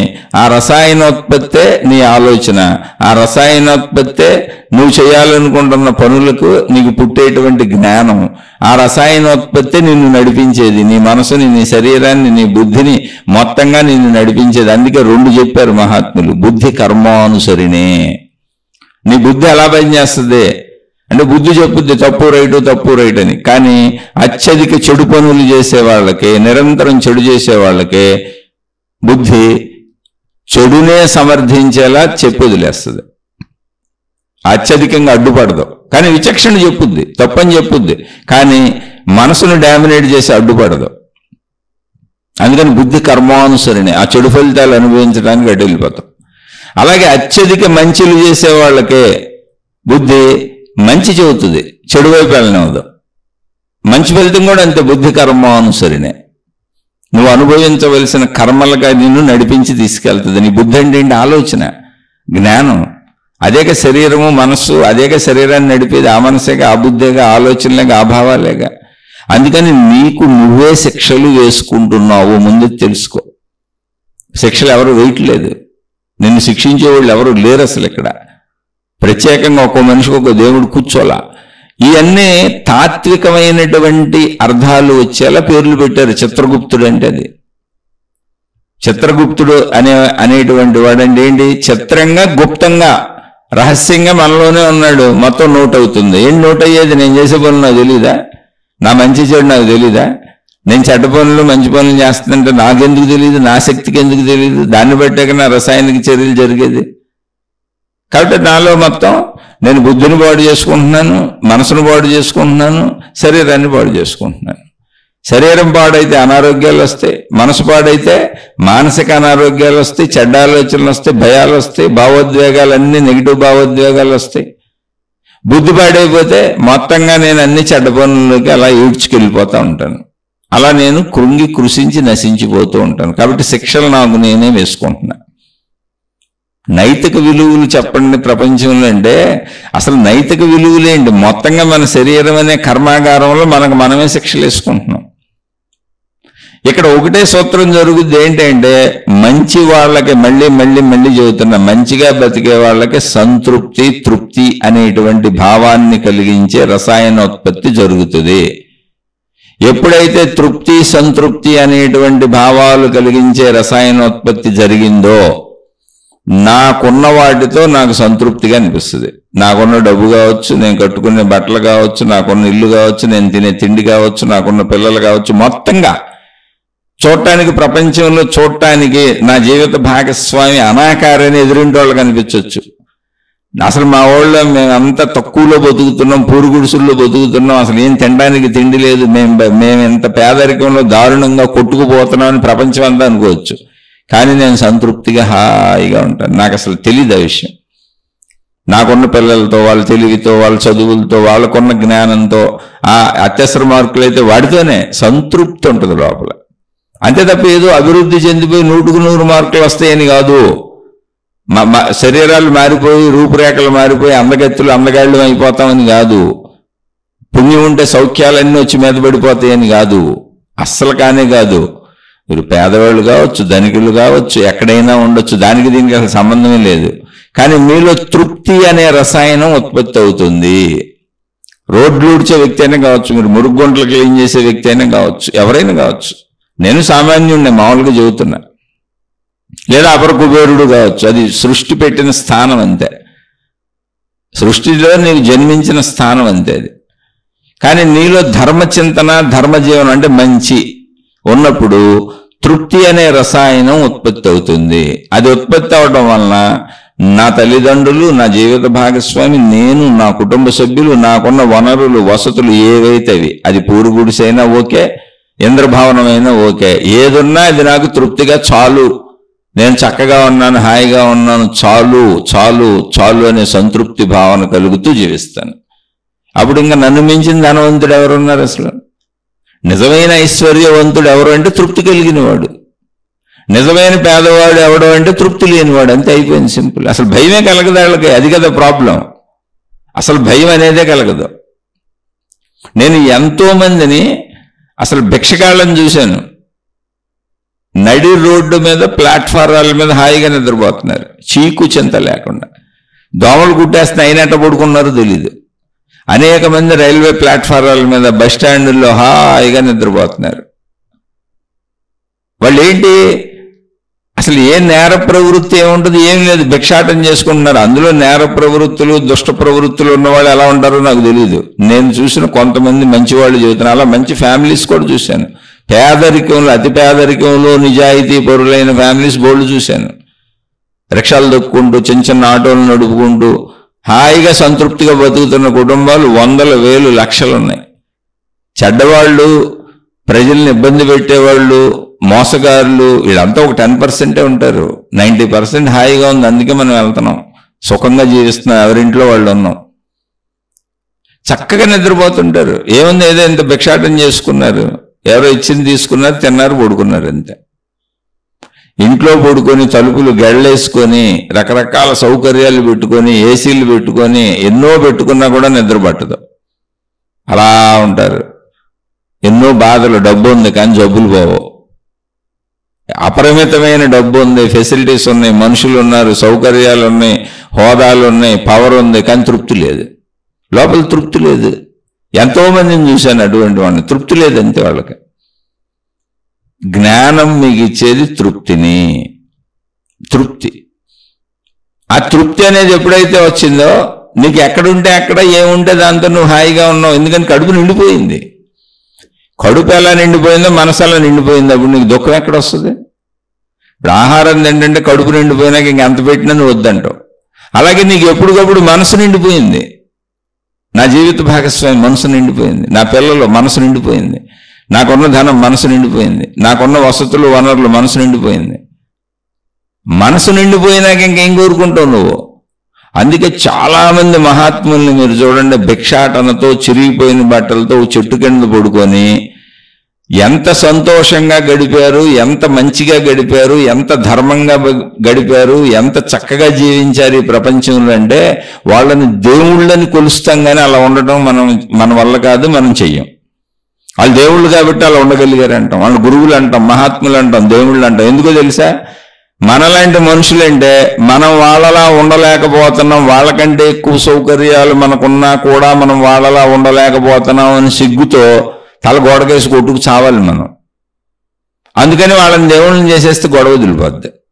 అదేంటండి, భిక్షాటన చేసుకొని చిన్న గోచి పెట్టుకొని లేకపోతే చిరిగిపోయిన బట్టలు కట్టుకొని ఎక్కడో ఓ చెట్టు కిందో లేకపోతే ఏదో ఒక పడిపోయిన ఇంటి కిందో ఎవరో నివాసం ఇచ్చి ఏదో ఎండకి వానకి ఎక్కడో ఏ మారుమూలో ఏ పాడుపడ్డ ఇళ్లలోనో లేకపోతే ఎవరో ఉండమంటే ఎక్కడో చిన్న పాకేసిస్తే అందులోనో నివసించి కాలు మీద కాలు వేసుకొని రాజాది రాజులా బతికారు వాళ్ళు సింపుల్గా. ఎటువంటి ఆర్భాటాలు లేవు. వాళ్ళని దేవుళ్ళని పూజిస్తున్నాం. మీరు పూజించే దేవుళ్ళందరినీ చూసుకోండి వెళ్ళి. ఇప్పుడు రమణ మహర్షి అని చెబుతా ఉంటాను నేను. అంటే నాకు తెలిసిన నలుగురు పేర్లేక నేను చెప్పగలను, మొత్తం ప్రపంచం అంతా నాకేం తెలుసు. ఓ రమణ భగవానుడు, ఆయన గురించి చదువుకున్నా, నాకు తెలిసినంత తెలుసుకున్నా. చిన్న గోచితో బతికారు చివరి రోజు వరకు, అంతే. చిన్న గోచి భిక్షాటన అంతే. కానీ ప్రపంచం ఆయన దేవుడు అంటుంది. ఇప్పుడు ప్రపంచవ్యాప్తంగా అందరూ అసలు ఆయన ఉన్న ప్రదేశాన్ని దర్శించడానికి వస్తున్నారు. ఆయన లేరు, శరీరం వదిలేశారు. జస్ట్ ఆయన ప్రదేశాన్ని చూడటానికి ప్రపంచవ్యాప్తంగా మొత్తంగా రోజు వస్తానే ఉన్నారు. అదొక పెద్ద పుణ్యక్షేత్రం అయిపోయింది.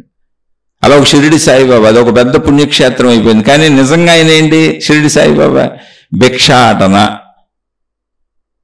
ఒక చిన్న చిరిగిపోయిన వస్త్రం, ఆయనకి బట్టల గోళ్ళు ఎక్కడ దాచుకుంది లేదు. మళ్ళీ ఎవరన్నా ఒకటి ఇస్తే ఎప్పుడుకో ఇది మొత్తం చిరిగిపోతే అది తీసుకొని వేసుకునేవాళ్ళు, దీన్ని మళ్ళీ అక్కడ దున్నులో పారేసేవాళ్ళు.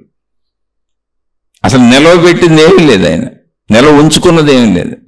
ఒకవేళ ఆయనకి ఇచ్చిన భిక్షాన్నంలో కూడా అన్నం మిగిలితే, అంటే ఇక్కడ అన్నం అన్నాను, ఆయన ఉన్నది మహారాష్ట్రలో కాబట్టి అక్కడ రొట్టెలో ఏ పెట్టుంటారు, ఏదైనా ఆహారం మిగిలితే మిగిలిన ఆహారాన్ని అక్కడ ఉంచేసేవాళ్ళు ఆయన. పిల్లులు కుక్కలు ఏదైనా తినేయచ్చు, సాయంత్రానికి దాచుకుందాం అని లేదు. ఇంకా ఎంత గొప్పతనం ఉందంటే, ఒకవేళ తను తెచ్చుకొని తన తినకముందే పిల్లులు కుక్కలు తినేసినా కూడా కనీసం తరమను కూడా తరిమేవాళ్ళు కాదు, నేను తినాలి కదా అని వాటిని తిననిచ్చేవాళ్ళు. మళ్ళీ వెళ్ళి భిక్ష తెచ్చుకునేవాళ్ళు. ఆయనేం తింటాం మానేలా, వాటిని తిన్నాయి నాకులాగానే వాటికి ఆకలే. ఎందుకని, నాకు తెలుస్తుంది కదా అది ధర్మము అంటే. మనుషులకే కాదు జంతువులకు కూడా ఆకలి ఉంటుందని మనిషిగా నీకు తెలుస్తుందిగా. కాబట్టి నువ్వు ఎంత మంచిని పెంచుకుంటావు అనేది ఇక్కడ నీ విశాలత్వం మీద ఆధారపడి ఉంది. నీకు తెలుస్తుందిగా జంతువులకు కూడా ఉంటుందని. అక్కడ సాయిబాబా వారు అదే చేశారు, రమణ మహర్షి వారు అదే చేశారు. రమణ మహర్షి వారు జంతువులను కూడా ఏమండి మీరు అని బహువచనంలో గౌరవ సూచకంలో మాట్లాడారు. ఎందుకని, నాకు తెలుస్తుంది కదా, నాకు జ్ఞానం ఉంది కదా, నాకు తెలుస్తుంది కదా, నాలాగానే అందరూ అని నాకు తెలుస్తుంది కదా, జంతువులు కూడా నాలాగానే అని తెలుస్తుంది కదా, వాటికి కూడా ఆకలి తప్పులు ఉండయని తెలుస్తుంది కదా, అందుకని వాళ్ళని దేవుళ్ళు అన్నాం. మనం అలా ఉండలేమా, మనకు తెలియట్లేదా? అంటే నేను ఉండలేను, స్వార్థపరుడిని, నాలో చెడు పోలేదు, నేను చెడుతోనే ఉంటాను, స్వార్థం అది. నాకు మంచి తెలుసు కానీ నేను చేయను, నేను చెడుగా ఉంటాను. కాబట్టి వాళ్ళని దేవుళ్ళని చేసేస్తే, ఇప్పుడు వాళ్ళని మనుషులుగా ఉంచుకున్నాను అనుకో, నేను నీచుడిని అయిపోతాను, నేను జంతువు అయిపోతాను, నీచాతి నీచుడిని అయిపోతాను. అందుకని వాళ్ళని దేవుణ్ణి చేస్తే నేను మనిషిగా బతకొచ్చు. కాబట్టి వాళ్ళు దేవుళ్ళు కాబట్టి అలా ఉండగలిగారు. నేను మనిషిని కాబట్టి నా కోరికలు ఉంటాయి, తప్పు లేదని. మానవ సమూహం అంతా తమ తప్పుల్ని సమర్థించుకుంటూ జంతు ప్రవృత్తికి అలవాటు పడిపోయారు. వాళ్ళని దేవుళ్ళుగా పూజించి వాళ్ళని కోరికలు కోరుకోవటం ఏంటి. ఇంతకీ గోచి పెట్టుకున్న వాళ్ళని, చిరిగిపోయిన బట్టలు కట్టుకున్న వాళ్ళని, భిక్షాన్నం తిన్న వాళ్ళ దగ్గరికి వెళ్ళి మా కోరికలన్నీ తీర్చండి. ఎంత విచిత్రమైన వాళ్ళమో చూడండి మన. అందుకే బుద్ధి కర్మ అనుసరణ అంటే ఇది. అరే అసలు ఆ మహానుభావులు ఏం చేశారు? వాళ్లే భిక్షాన్నం తిన్నారు, వాళ్లే చిరిగిపోయిన బట్టలు కట్టుకున్నారు, వాళ్ళు అసలు రూపాయి నిల్వ చేసుకోలేదు, వాళ్ళు ఎటువంటి తప్పులు చేయలేదు, పొరపాట్లు చేయలేదు, డబ్బు కోసం పాకులాడలేదు, అందరికీ మేలు చేశారు. వాళ్ళ బోధల్లో కూడా అందరికీ మేలు చేయమని చెప్పారు, ఇలా ధర్మంగా బతకమని చెప్పారు. అది వదిలేసి మా కోరికలు తీర్చండి, మా కష్టాలు తీర్చండి, మా బాధలు తీర్చండి. అదైతే వెనకటికి ఎవరు నీ వెళ్ళిపోతే పోయింది, నా పెళ్లికి రమ్మన్నాడు అని.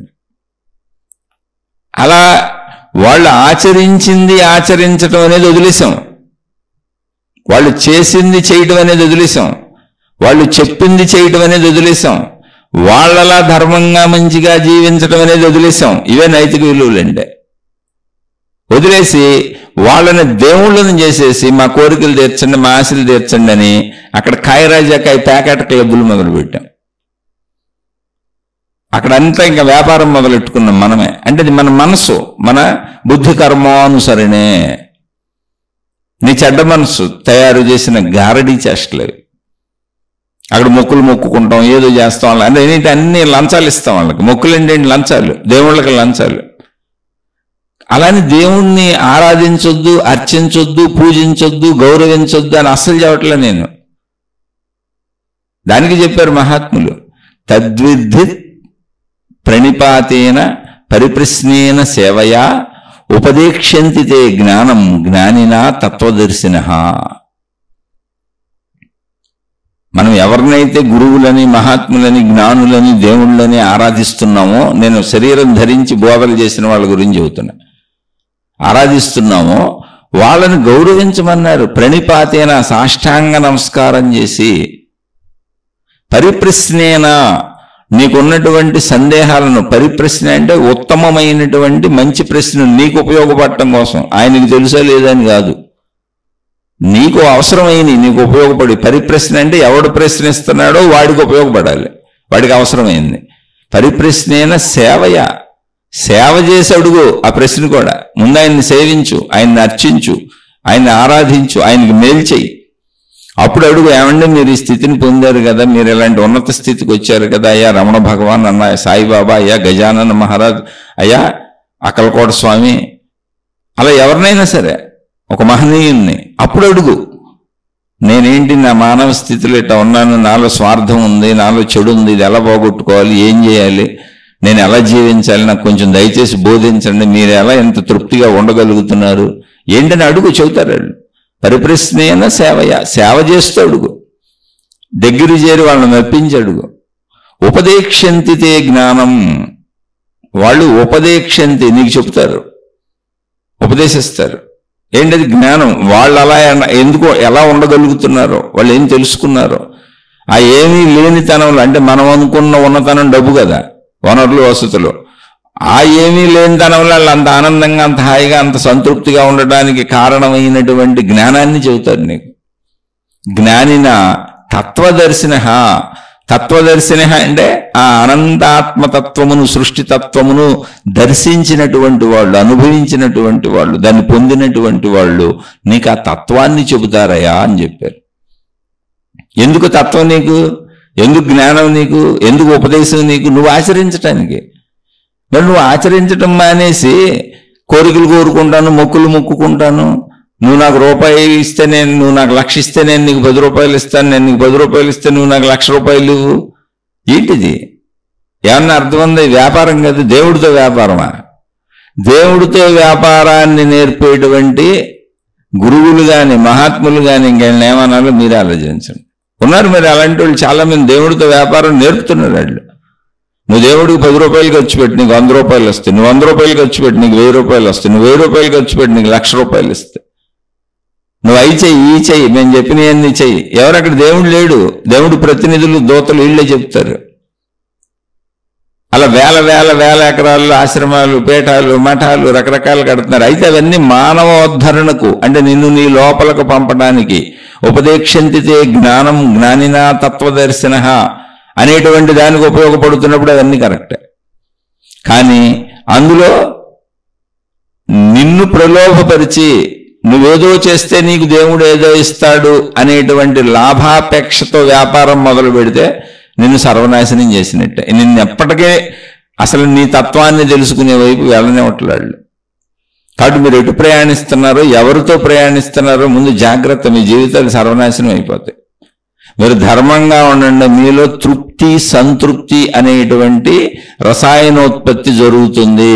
అంతే తప్ప తృప్తిని, సంతృప్తిని మీరు తెచ్చుకోలేరు. రసాయనోత్పత్తి జరగాలి. అది ఒక స్త్రీని చూసినప్పుడు పురుషుడికి ఒక రసాయనోత్పత్తి జరిగి జననాంగంలో, మర్మావయవంలో వచ్చేటువంటి అలజడి వలన శరీరం అంతా అలజడి కలిగి ఆ స్త్రీతో సంపర్కం కావాలని కోరిక కలుగుతుంది. అలాగే స్త్రీకి కూడా పురుషుడిని చూసినప్పుడు కలుగుతుంది. ఇదంతా లోపల జరిగే రసాయనిక చర్య. దాన్ని గమనిస్తే మీ జననాంగాల్లో మార్పులు వస్తాయి, మీ భావాల్లో మార్పులు వస్తాయి, మీ ఆలోచనలో మార్పులు వస్తాయి, మొత్తం మీ శరీరం మొత్తం మార్పు వస్తుంది. ఒక శృంగార కాంక్ష వస్తుంది. ఇది ఎందుకు చెప్పానంటే ఇది టీనేజ్ నుంచి అందరికీ అలవాటుగా ఉంటుంది. ఇది పెళ్లి చేసుకున్న అందరికీ తెలుసు ఇది. అందుకని చెప్పాను శారీరక రసాయనిక మార్పుల చర్యలు అంటే మీకు తెలియటం కోసం. అలాగే మీకు ఆకలి అనేటువంటిది ఒక రసాయనోత్పత్తి జరిగినప్పుడు ఆకలి, ఆహారం తినాలనిపిస్తుంది. తినకపోతుంటే నీరసం వస్తుంది, తింటే శక్తి సమకూరుతుంది, కడుపు నిండినట్టుగా అనిపిస్తుంది, ఇక చాలు అన్నట్టుగా అనిపిస్తుంది. తినకపోయిన కొద్దిగా నీరసించిపోతున్నట్టు, కావాలని తప్పించిపోతున్నట్టు అయిపోద్ది. ఇదంతా రసాయనోత్పత్తే. అలా నీలో సంతృప్తి అనే ఒక రసాయనం ఊరిపోయింది అనుకోండి. అన్నం తిన్నప్పుడు కడుపు నిండిపోయింది చాలు, స్త్రీ పురుష శారీరక కోరికలు అనుభవించినప్పుడు చాలు, సంతృప్తి కలిగిపోయింది, ఇక చాలు ఇప్పటికి అని అనిపిస్తుందే. అలాంటి భావం, చాలు అనే భావం, సంతృప్తి భావం, తృప్తి భావం నీకు అన్ని చోట్ల, అన్ని వేళలా అనిపిస్తూనే ఉంటుంది. తగుమాత్రంగా ప్రయత్నించుకుంటూ ఉంటావు. సంతృప్తిలోంచి సంతృప్తిలోకి వెళ్తావు, తృప్తిలోంచి తృప్తిలోకి వెళ్తావు. ఇంతే నీ జీవిత ప్రయాణం. ఎంత అద్భుతంగా ఉంటుందో. అదే మహాత్ములు వెళ్ళింది. చిరిగిపోయిన గోచిగుడ్డతో రాజాధిరాజు వలె కాలు మీద కాలేసి కూర్చొని మహారాజుల వలె బతికేసి 70-80 ఏళ్ళు, మళ్ళీ 1 రోజు 2 రోజులు కాదు, భిక్షాన్నాలతో జీవించి అనేక శారీరక, మానసిక, ఆర్థిక, సామాజిక బాధలన్నీ కూడా అనుభవించారు. కానీ తృప్తి ఉంది వాళ్ళకి. మనకు అనుభవించినట్టు కనబడుతున్నారు కానీ అసలు పట్టించుకోవాలి, తృప్తిగా ఉన్నారు. ఇవన్నీ మనుషులు సహజమైన, మనుషులు కొంచెం అజ్ఞానంతో ఇబ్బంది పెడతారని వదిలేశారు ఎక్కడికక్కడ. ఇప్పుడు దేవుళ్ళుగా పూజింపబడుతున్నారు. కానీ దేవుళ్ళుగా పూజింపబడతాం అనేది మనం చేసిందే. ఎందుకని వాళ్ళని దేవుళ్ళని చేసేస్తే మనం మనుషులుగా బతకొచ్చు. వాళ్ళని మనలో మనుషులుగా కలుపుకుంటే ఇప్పుడు మనం దిగజారిపోయిన జంతువుల కంటే హీనంగా అయిపోతాం, రాక్షసులు అయిపోతాం. అందుకని వాళ్ళని దేవుళ్ళని చేసేసి మిమ్మల్ని పూజిస్తాం, మిమ్మల్ని అర్చిస్తాం, మీకు మొక్కుకుంటాం, మా కోరికలన్నీ మీకు చెబుతాం, మా వ్యాపార బుద్ధులు పోవు, మా స్వార్థ బుద్ధులు పోవు, అందుకని మీరు మాకు మేలు చేయండి, మేము మీకు ఓ పువ్వో, ఓ పుష్పమో, ఓ ఫలమో, ఓ పండు, ఓ రూపాయో, ఓ పైసో, ఓ దీపమో, ఒక అగరత్తో పెడతాం, మీరు మాత్రం మాకు సమస్తం సమకూర్చేయండి. ఆలోచించుకోండి, ఒకసారి ఆలోచించుకోండి. అలా వ్యాపార సంబంధంగా కాదు భగవంతుణ్ణి ఆరాధించేది, గురువుని అనుసరించేది, ఓ మతాన్ని అనుసరించేది, ఒక మార్గాన్ని అనుసరించేది. ఉపదేక్షంతితే జ్ఞానం జ్ఞానిన తత్వదర్శిన. తత్వమును దర్శించినటువంటి వాళ్ళు, సృష్టితత్వమును, ఆత్మతత్వమును, దైవతత్వమును దర్శించిన వాళ్ళు, అంటే అనుభవించిన వాళ్ళు, ఆ స్థితికి చేరుకున్న వాళ్ళు, వాళ్ళకి దర్శనం అయిపోయింది, ఆత్మదర్శనం అయిపోయింది వాళ్ళకి. వాళ్ళు నీకు ఆ దారిని చెబుతారయ్యా, ఆ దారిని తెలుసుకో, అంతే తప్ప నువ్వు వ్యాపార లావాదేవీలు కాదయ్యా వాళ్ళ దగ్గర, ఖైరాజా ఖాయి సంబంధాలు కాదయ్యా, నువ్వు అది చెయ్యి నేను ఇది చేస్తాను కాదయ్యా, నువ్వు నాకు ఈ మేలు చేస్తే నేను నీకు నడిచొస్తాను, మొక్కుకుంటాను, పొర్లి దండాలు పెడతాను, అవి కాదయ్యా.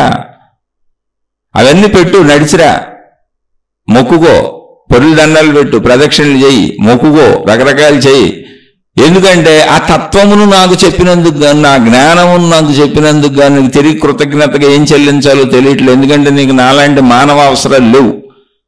అందుకని నాకు తోచింది నేను చేయగలిగినటువంటి కృతజ్ఞతగా ఇవన్నీ చెల్లించుకుంటున్నాను అని చెప్పు. తత్వదర్శన, తత్వాన్ని దర్శించి మనకు చెబుతారు వాళ్ళు. వాళ్ళు నీకు చెప్పే తత్వం అది పొందాలి నువ్వు.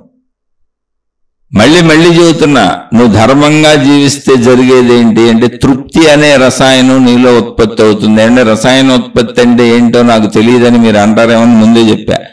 స్త్రీని చూసినప్పుడు పురుషుడికి, పురుషుడిని చూసినప్పుడు స్త్రీకి సహజ ఆకర్షణ కలిగి కామ కోరికలు కలిగినప్పుడు, భార్యాభర్తల కామ కోరికలు తీర్చుకోవాలనే భావన వాళ్ళలో కలిగినప్పుడు ఆ భావనకు ఆధారమైంది రసాయనోత్పత్తి. తద్వారా నీ శరీరం అంతా కూడా ఒక రకమైనటువంటి కంపనకు గురయ్యి నీ జననేంద్రియాలు, స్త్రీ పురుషులు ఇద్దరిలో జననేంద్రియాల్లో మార్పు జరిగిపోద్ది. ఇదంతా రసాయనోత్పత్తి.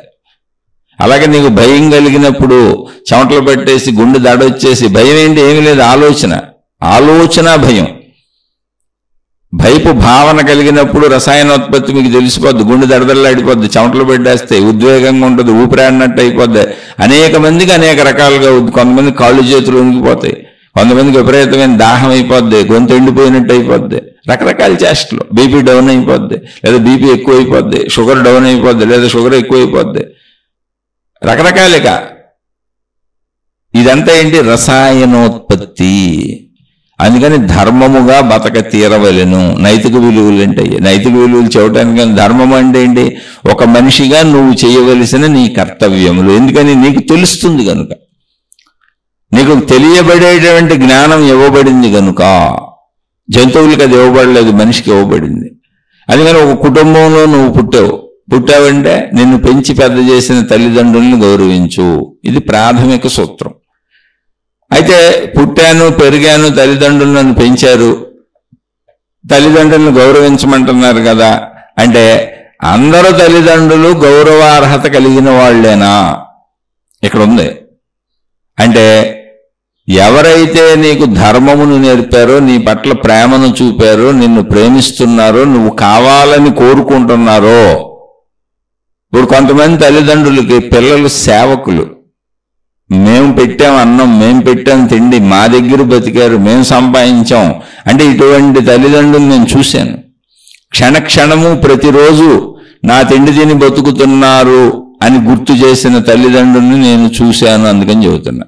కాబట్టి సహజంగా ఎక్కువ మంది అలా ఉండరు. మీ అవసరం మాకు లేదు, మా కాళ్ళ దగ్గరే మీరు పడి ఉండండి, మీ జీవిత పర్యంతము నువ్వే కాదు రేపు పెళ్లి చేసుకుంటే నీ జీవిత భాగస్వామి. ఒకవేళ నువ్వు కొడుకు అయితే వచ్చే కోడలు, నీకు పుట్టే పిల్లలు. ఒకవేళ నువ్వు కూతురు అయితే వచ్చే అల్లుడు, మీకు పుట్టే పిల్లలు. అందరూ మా కాళ్ళ కాడ పడి ఉండండి, మేము బతుకున్నంతకాలం సంపదలన్నీ మా గుప్పెట్లో పెట్టుకుంటాం, మిమ్మల్ని కూడా అసమర్థులుగా పెంచుతాం అని చిన్నప్పటి నుంచి కొట్టి తిట్టి బానిసలలాగా చూసి పెంచే తల్లిదండ్రులు ఉంటారు. వాళ్ళని గౌరవించవలసిన అవసరమే లేదు. ధర్మాధర్మ విచక్షణ ఉండాలి ఇక్కడ. నిన్ను ప్రేమించి ప్రేమతో పెంచి పెద్ద చేసి అయ్యా నువ్వు లేకపోతే ఉండలేవురా, అమ్మ నువ్వు లేకపోతే ఉండలేని తల్లి అని కొడుకు కూతురిని ప్రేమతో పెంచి వాళ్ళ జీవిత భాగస్వాములను కూడా ప్రేమించి వాళ్ళకు పుట్టిన పిల్లలను కూడా ప్రేమించి ఈ వృద్ధాప్యంలో మాకు మీరు అండదండగా ఉంటే అంతకంటే మాకు ఆస్తులేమి లేవు, మీరే మా ఆస్తులు, మిమ్మల్ని చూస్తూ బతికేస్తాం అనేటువంటి తల్లిదండ్రుల్ని వదిలిన వాళ్ళు మహాపాపము, రౌరవాది నరకాలను అనుభవిస్తారు. అంతకంటే ఏం లేదు. అక్కడ పాపం ఉంది. ధర్మము అంటేది నిన్ను ప్రేమించే తల్లిదండ్రుల్ని, నీకు మేలు చేసిన తల్లిదండ్రుల్ని వదిలేవా, నరకాన్ని అనుభవిస్తావు. నువ్వు అక్కర్లేదని నిన్ను నిరంతరం బాధకి మనక్షోభకు గురి చేసినటువంటి తల్లిదండ్రులను వదలకపోయావా, నరకాన్ని అనుభవిస్తావు. అప్పుడు నరకాన్ని అనిపిస్తావు. కొంతమంది డబ్బుల కోసం పాప మా తల్లిదండ్రులు కాళ్ళే పట్టుకు తిరుగుతూ ఉంటారు. ఎందుకంటే డబ్బులన్నీ వీళ్ళు గుప్పిట్లో పెట్టుకుంటారు. పిల్లల్ని మేము ఎదగనివ్వరు, ఏమి చేయనివ్వరు. నేను స్వయంగా చూశాను, చూడకుండా అస్సలు చెప్పట్లేదు మీకు. ఒకవేళ నా మాటల్లో తప్పుంటే భగవంతుడు తప్పకుండా నన్ను శిక్షిస్తాడు, అది కూడా చెబుతున్నా. అసలు ఎదగనివ్వలేదు ఆ పిల్లల్ని. వాళ్ళు ఏమైనా చేస్తే, ఎదిగితే, వాళ్ళకి కీర్తి ప్రతిష్టలు వస్తే, వాళ్ళకి సొంత డబ్బు సొంత ఆదాయాలు వస్తే మమ్మల్ని దాటి బయటికి వెళ్ళిపోతారేమోనని వాళ్ళని అసమర్థులుగా, దేనికి పనికిరాని వాళ్ళగా ఆళ్ళకాళ్ళకాడే పడుండాలని పెంచిన తల్లిదండ్రులను చూశాను. అయితే చూశాను అన్నది చాలా తక్కువ, ఎవరో ఒకళ్ళిద్దరు. అంటే ఓ 10 కోట్ల మందిలో 10 మంది కూడా ఉండరు. అది కానీ ఉన్నారు. ఆ 10 మందికి బారిన పడ్డోళ్ళైనా ముందు ఈ ధర్మసూత్రాలు తెలుసుకోవాలిగా. ధర్మసూత్రం అనేది ఎప్పుడూ కూడా స్టేట్మెంట్లా ఉండదు, విచక్షణా జ్ఞానంతో ఉంటుంది. నిన్ను ప్రేమించి నువ్వు కావాలనుకున్న వాళ్ళు, నీకు మేలు చేసిన వాళ్ళు ఎవరైనా నువ్వు వాళ్ళని వదిలిపెట్టకూడదు. వాళ్ళు నీ మిత్రులైనా సరే నీకు మేలు చేశారు, నిన్ను ప్రేమిస్తున్నారు, ఆల్రెడీ నువ్వు వాళ్ళ మేలుని పొందావు కాబట్టి నువ్వు తిరిగి వాళ్ళకి మేలు చేయాల్సిందే. వాళ్ళ తల్లిదండ్రుల, అన్నదమ్ముల, అక్క చెల్లెళ్ళ, బంధుమిత్రుల కాదు. అలా కుటుంబ ధర్మాలను చక్కగా పాటించాలి. నువ్వు కన్న పిల్లల్ని పెంచే బాధ్యత నీది. ఎవరైనా సరే ఆ పిల్లలకి జన్మనిచ్చింది ఎవరు? నువ్వు. అసలు ఈ భూమి మీదకి తెచ్చింది ఎవరు? నువ్వు. ఆ పిల్లలు అడిగారు నేను తెమ్మని. కానీ నైతిక ధర్మములు, నైతిక విలువలు అంటే ఇవి. ముందు నీ బాధ్యతలు, నీ కర్తవ్యములు.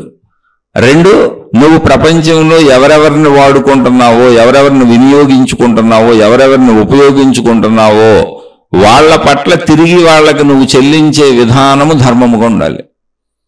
ఎందుకని మనుషులతో మనిషికి సంబంధం లేకుండా మనిషి బ్రతకడం కుదరదు ఇక్కడ. అది కూడా ధర్మంగా ఉండాలి. ఇవి నైతిక విలువలంటే ఇంతే, ఒక్కొక్కటి విడివిడిగా చెప్పక్కర్లా. నీ కుటుంబ సభ్యులందరి బాధ్యత నీదే. తల్లిదండ్రులుగా ఇప్పుడు వృద్ధాప్యంలోకి వచ్చిన తల్లిదండ్రులను ఖచ్చితంగా చూడాల్సిందే, అందులో డౌటే లేదు. కానీ డబ్బులన్నీ వాళ్ళ దగ్గరే పెట్టుకొని నేను చెప్పాక కొంతమంది ఉన్నారు, చూశానని చెబుతున్నా, ఖచ్చితంగా చూశానని చెబుతున్నా. పిల్లల్ని ఎదగనివ్వకుండా, అంటే ఎన్ని రకాలుగా ఎదగనివ్వలేదో కూడా చెబితే బాగోదని చెప్పట్లేదు అంతే. ఎదగనివ్వకుండా, వాళ్ళ సొంత పేరు ప్రతిష్టలు తెచ్చుకోనివ్వకుండా, వాళ్ళ సొంత డబ్బు తెచ్చుకోనివ్వకుండా, తమ కాళ్ళ కిందే పడుండేలా వాళ్ళని అసమర్థుల్ని చేసి, పనికిరాని వాళ్ళని చేసి, అలా పెంచిన తల్లిదండ్రులను గౌరవించాల్సిన అవసరతే లేదు లేదు లేదు. వాళ్ళ నుంచి తప్పించుకోకపోతే నరకం అనిపిస్తావు. నిన్ను ప్రేమించి నీకు అన్నీ సమకూర్చి, మీరు మాకు కావాలి, మా పిల్లలు మాకు కావాలి, మా పిల్లలమే మా జీవితం, మా పిల్లల ఒళ్ళో తలబెట్టుకు చచ్చిపోవాలి, వాళ్ళ దగ్గరే మా వృద్ధాప్యం గడవాలని కోరుకునే తల్లిదండ్రుల్ని వదిలేసావా, అప్పుడు కూడా నరకానికి పోతావు. అది అలా జీవిత భాగస్వామి. ధర్మేచ అద్దేచ కామేచ మోక్షేచ నాతిచ రామి అని ప్రతిజ్ఞ చేస్తారు. ఏ మతంలో అయినా ఒకటే. ధర్మ అర్థ కామ మోక్షములందు అంటే మనిషి జీవించే జీవన విధానం ఇంతే. అంటే నేను ధర్మకార్యాలు చేస్తూ ధర్మంగా డబ్బు సంపాదించడం, వసతులు వనరులు ఈ తిరిగేటప్పుడైనా, ప్రపంచంలో తిరిగేటప్పుడైనా, ఈ ధర్మ పనులకైనా, ఏదైనా దైవ కార్యములకైనా, అర్థ అంటే డబ్బు సంపాదించేటప్పుడైనా, కామ అంటే కోరికలు తీర్చుకునే విషయంలో అయినా, మోక్ష అంటే నేను స్వతంత్రంగా నన్ను నేను తెలుసుకుని, నా అనంత ఆత్మశక్తిని తెలుసుకుని నేను మోక్షాన్ని పొందే మార్గంలో అయినా కూడా, అది ఇండివిజువల్గా ఎవరికి వాళ్ళు తెలుసుకునేది అయినా కూడా నిన్ను వదిలిపెట్టను, నాకు తెలిసిందంతా నీకు చెబుతూ, నీకు తెలిసింది నేను పంచుకుంటూ పరస్పరం నడుద్దాం. ఎందుకని ఇద్దరం ఒక ఒడంబడికి జీవితంలోకి వచ్చాం కాబట్టి. ఎవరో ఒకళ్ళు శరీరం వదిలే వరకు వదిలిపెట్టడం లేదు, విధి విడదీయాల్సిందే. అవి నైతిక విలువలు అంటే అది. అలా కుటుంబ సభ్యులైనా, బయట అయినా, నీకు ఎవరితో సంబంధం ఉన్నా, మిత్రులైనా, పనివాళ్ళైనా, నువ్వు యజమానివైనా, ఏ సంబంధ బాంధవ్యం ఉన్నా, నువ్వు చిన్న ఆటో ఎక్కి దిగినా, నువ్వు వాడుకున్న దానికి, నువ్వు ఉపయోగించుకున్న దానికి, నువ్వు పొందిన దానికి తిరిగి వాళ్ళకి ఎంత చెల్లిస్తున్నావు అనే దాని మీద నీ మనఃప్రవృత్తి ఆధారపడి ఉంది. ధర్మము అంటే అది. నువ్వు మంచిగా జీవించంతే. మంచిగా జీవిస్తే నీలో తృప్తి, సంతృప్తి అనే రసాయనం ఉత్పత్తి అవుతుంది. కాబట్టి నీకు ఎంత ఉన్నా, ఎక్కడున్నా నువ్వు హాయిగా ఉంటావు. ఆ రసాయనం ఉత్పత్తి కాకపోతే నీకు ఎంతున్నా, నువ్వు ఎక్కడున్నా, నీకు ఎంత కుబేరుడు, అపర కుబేరుడు అయినా నీకు లోపల దుఃఖంగా ఉంటుంది, బాధగా ఉంటుంది. ఎందుకది నీ లోపల ఊరే రసాయనం. ఇంకా దానికి ఏం చేయాలి? ఏడుస్తూనే ఉంటారు. చూడండి, చాలామంది ఏమీ లేని వాళ్ళు కూడా హాయిగా సంతృప్తిగా బతుకుతూ ఉంటారు. కారణం అదే. అందుకని ధర్మో రక్షతి రక్షిత. నువ్వు ధర్మాన్ని ఆచరిస్తూ, అంటే మంచిగా జీవించి నీ కర్తవ్యాలు కరెక్ట్గా చేసి నువ్వు ధర్మంగా జీవిస్తే నీలో తృప్తికరమైనటువంటి రసాయనాలు ఉత్పత్తి అవుతాయి కనుక నీ శరీరం రక్షించబడుతుంది, నీ మనసు రక్షించబడుతుంది, నీ బుద్ధి రక్షించబడుతుంది. ఎప్పుడూ తృప్తిగా, హాయిగా, సంతోషంగా ఉంటావు. ఇంకేం కావాలి నీకు? తృప్తి ఉంటే ఇంకా కావాల్సిందే ఉంది. ఇప్పుడు ఎంతున్నా, ఎన్నున్నా, ఎన్ని సౌఖ్యాలున్నా, ఎంత డబ్బు ఉన్నా, ఎన్ని వస్తువులున్నా, ఎన్ని విషయాలున్నా తృప్తి లేదనుకో, నువ్వు పేదవాడివే, నువ్వు పేదదానివే. ఆలోచించి చూడండి. అంటే ఇవన్నీ నిదానంగా ఆలోచించాలి. కూర్చొని ఒకసారి చూసుకోవాలి, మన గుణాలు చూసుకోవాలి, మన బుద్ధులు చూసుకోవాలి. అసలు నిజంగా సంతృప్తి అంటే ఏంటి చూసుకోవాలి.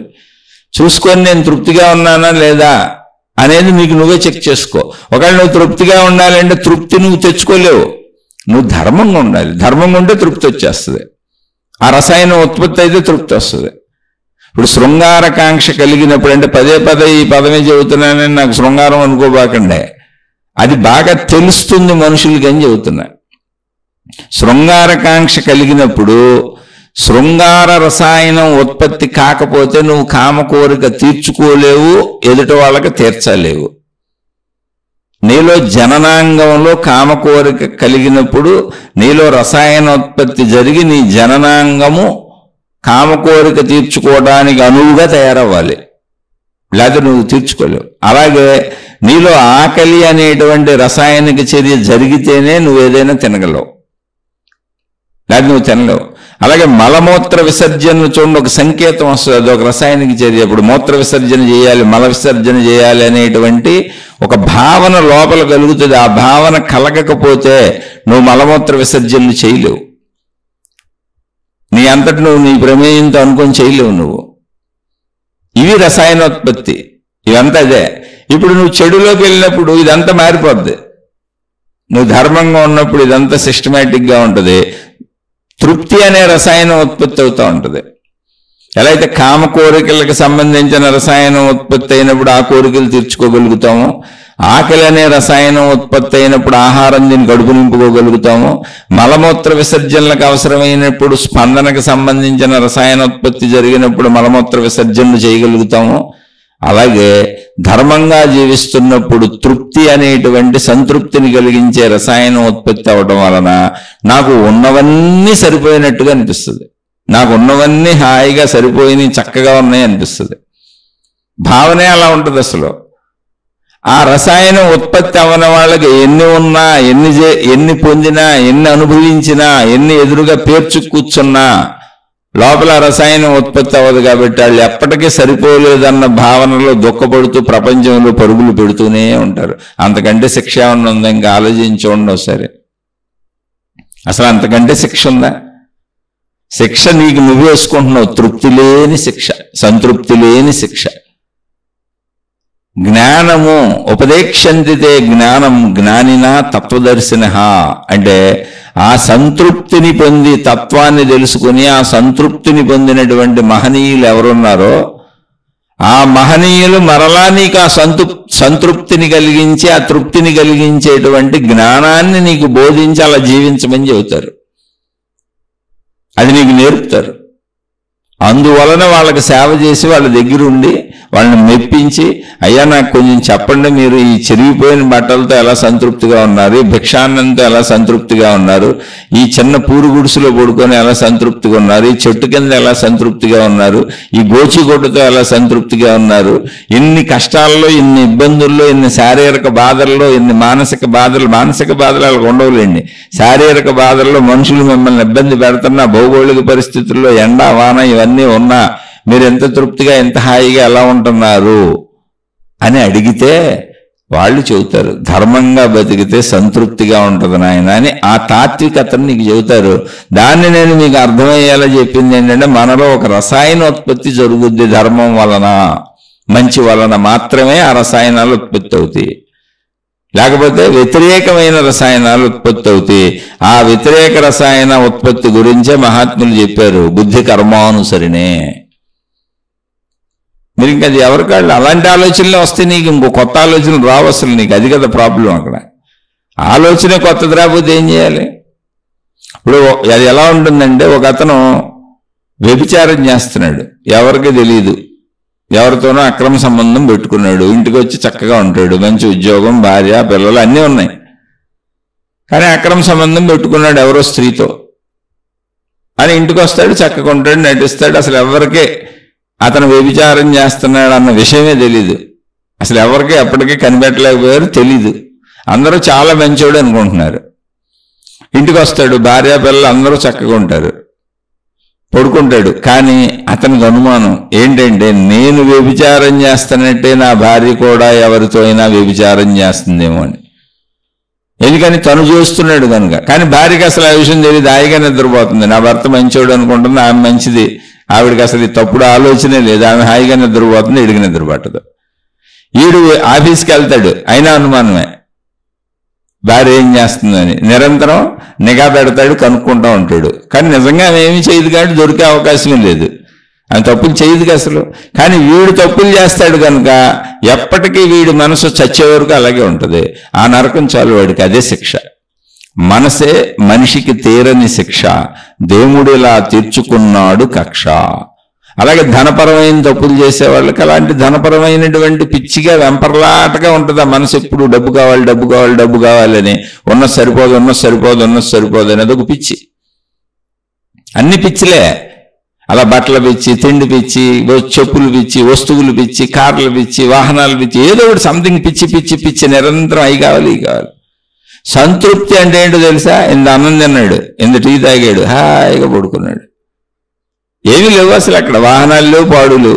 బజార్ వెళ్ళాలంటే సైకిల్ వేసుకుపోతాడు, నడిచిపోతాడు, లేదా అర్జెంట్ అయితే ఆటో ఎక్కిపోతాడు. 10 రూపాయలు షేర్ ఆటో ఎక్కుతాడు, 200 ఇచ్చి మామూలు ఆటో మాట్లాడుకోడు. అంత లేని ధనంలో ఉన్నాడు, కూలి పని చేసుకొస్తాడు. కానీ లోపల సంతృప్తి, తృప్తి అనే రసాయనం ఉత్పత్తి అవుతుంది. ఎందుకంటే మంచోడు మంచిగా ఉంటాడు. ఇప్పుడు మీరు నైతిక విలువలు అన్నప్పుడు మీ నైతికత మీకు అంతే, ప్రపంచంలో ఎవరికి కాదు. మీ నైతికత మీకే ఉపయోగపడుతుంది. అసలు మీకు నైతికత ఉందో లేదో ఎవరికి తెలియని కూడా తెలియదు. ఇప్పుడు నాబోటి ఉపన్యాసం చెబుతున్న నాలాంటి వాడికి ఇప్పుడు మీతో ఇదంతా చెబుతున్నాను, నాకు అసలు నైతికత ఉండకపోవచ్చు, నేను అసలు మంచివాడినే కాకపోవచ్చు. ఇప్పుడు ఈ ఉపన్యాసాలన్నీ విన్నవాళ్ళు, అమ్మో ఆయన బాగా చెబుతున్నాడు, బ్రహ్మాండంగా చెప్పాడు, ఆయన చాలా మంచివాడు అనుకోవచ్చు.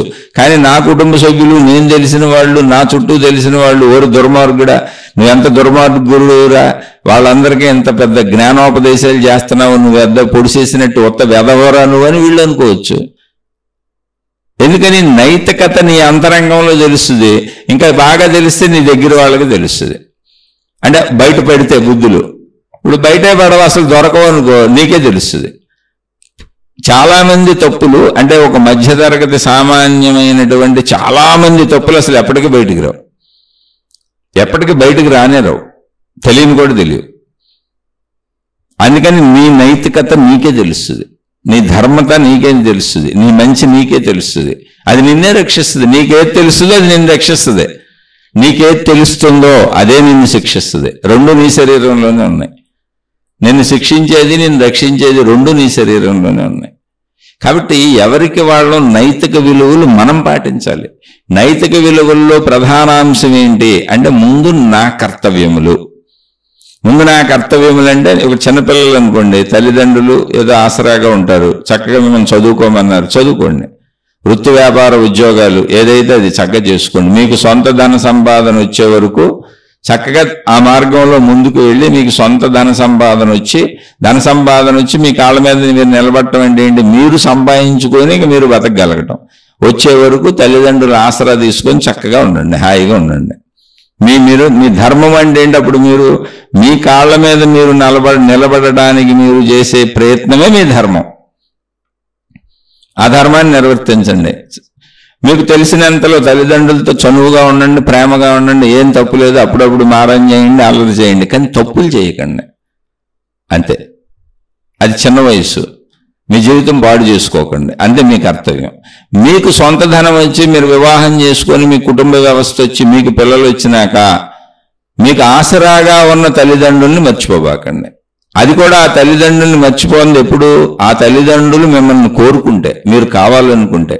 అంతే తప్ప మళ్ళీ మీ కుటుంబంలోకి వచ్చి కోడలకి అత్తకి చిచ్చులు పెట్టి, పిల్లలకి మీకు చిచ్చులు పెట్టి, మీరంతా వాళ్ళ కింద పడి ఉండాలని, మీరు వాళ్ళ కింద పడి ఉండే విధంలో వాళ్ళు మొత్తం మిమ్మల్ని రచ్చరచ్చ చేస్తుంటే వాళ్ళకు దండం పెట్టి వెళ్ళిపోవచ్చు. మీరు మీ మేలు కోరి, మీ హితం కోరి, మీరు బాగుండాలని కోరుకొని, అయ్యో నా బిడ్డలు అనేటువంటి, నా బిడ్డలు నా కళ్ళ ముందు ఉండాలి, నాకు ఉండాలి, నాకు ఆసరాగా ఉండాలి, నా బిడ్డల దగ్గర నేను బతికి నా బిడ్డల దగ్గరే కన్ను మూయాలి అనుకునేటువంటి తల్లిదండ్రుల్ని వదిలేరా మహానరకము, మహాపాపము. నువ్వు అక్కర్లేదు, అవతలకు పో, నీతో నాకు పని ఏం లేదు, నీలాంటి వాళ్ళు బోల్డ్ మంది ఉన్నారు, నేను పని మనుషులు పెట్టుకుంటే బోల్డ్ డబ్బులు ఉన్నాయి, మాకేం అక్కర్లేదనే తల్లిదండ్రులు బోల్డ్ మందిని చూశాను నేను. పిల్లల్ని పని మనుషుల్లాగా పడి ఉండమనే తల్లిదండ్రులను బోల్డ్ మందిని చూశాను. అలాంటి వాడిని వదిలేసినా ఏ తప్పు లేదు, ఎటువంటి హాని లేదు. ఎందుకంటే సృష్టిలో ధర్మరీతి మారదు. మనం రాసేసుకున్న పుస్తకాలు కాదు ధర్మాలంటే. ధర్మము, నైతికత అనేది మానవ హృదయానికి సంబంధించింది. కాబట్టి ఎవరి నైతికతను వాళ్ళు పాటించుకోండి అంతే. అది నీకే, నువ్వు ఎవరి మాటలు వినబాక, అసలు ఏ ధర్మ గ్రంథాలకు పరిగెత్తబాక. నీకు తెలుసు. అలాగే నీ జీవిత భాగస్వామి పట్ల నమ్మకంగా ఉండు, నమ్మకం కలిగించు. అలాగే నీ పిల్లలకి ఒక భవిష్యత్తు భరోసా కలిగించు. ఎందుకంటే జన్మ నీవే ఇచ్చావు కనుక. నేనున్నానన్న ధైర్యాన్ని నువ్వు, తర్వాత వాళ్ళే బతికేసుకుంటారు. ఇలా నీకు బాధ్యతలు, కర్తవ్యములు ముందు చెయ్యి. అది నీ కుటుంబం, నీ బాధ్యతలు, కర్తవ్యములు.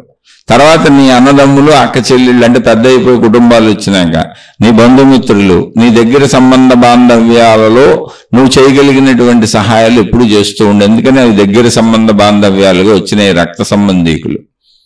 నువ్వు చేయగలిగిన మేలు చెయ్యి. అలాని ఎంత దగ్గర సంబంధమైన కొడుకైనా, కూతురైనా, తండ్రి అయినా, తల్లి అయినా, భార్య అయినా, భర్త అయినా, ఎవరైనా చెడుని సమర్థించుకో. చెడుని సమర్థించావో సంపూర్ణంగా నశించిపోతావు. కౌరవులను సమర్థించినటువంటి సర్వలు నాశనం అయిపోయారు. ఒక్కడు కూడా మిగలలేదు. ఇది కౌరవుల్ని, మళ్ళీ అదే కౌరవుల్ని తన బిడ్డల్ని సమర్థించినటువంటి ధృతరాష్ట్రుడు, గాంధారి, గుడ్డోళ్ళు, వాళ్ళిద్దరే మిగిలారు. మొత్తం వంశనాశనం చేసేసుకున్నారు.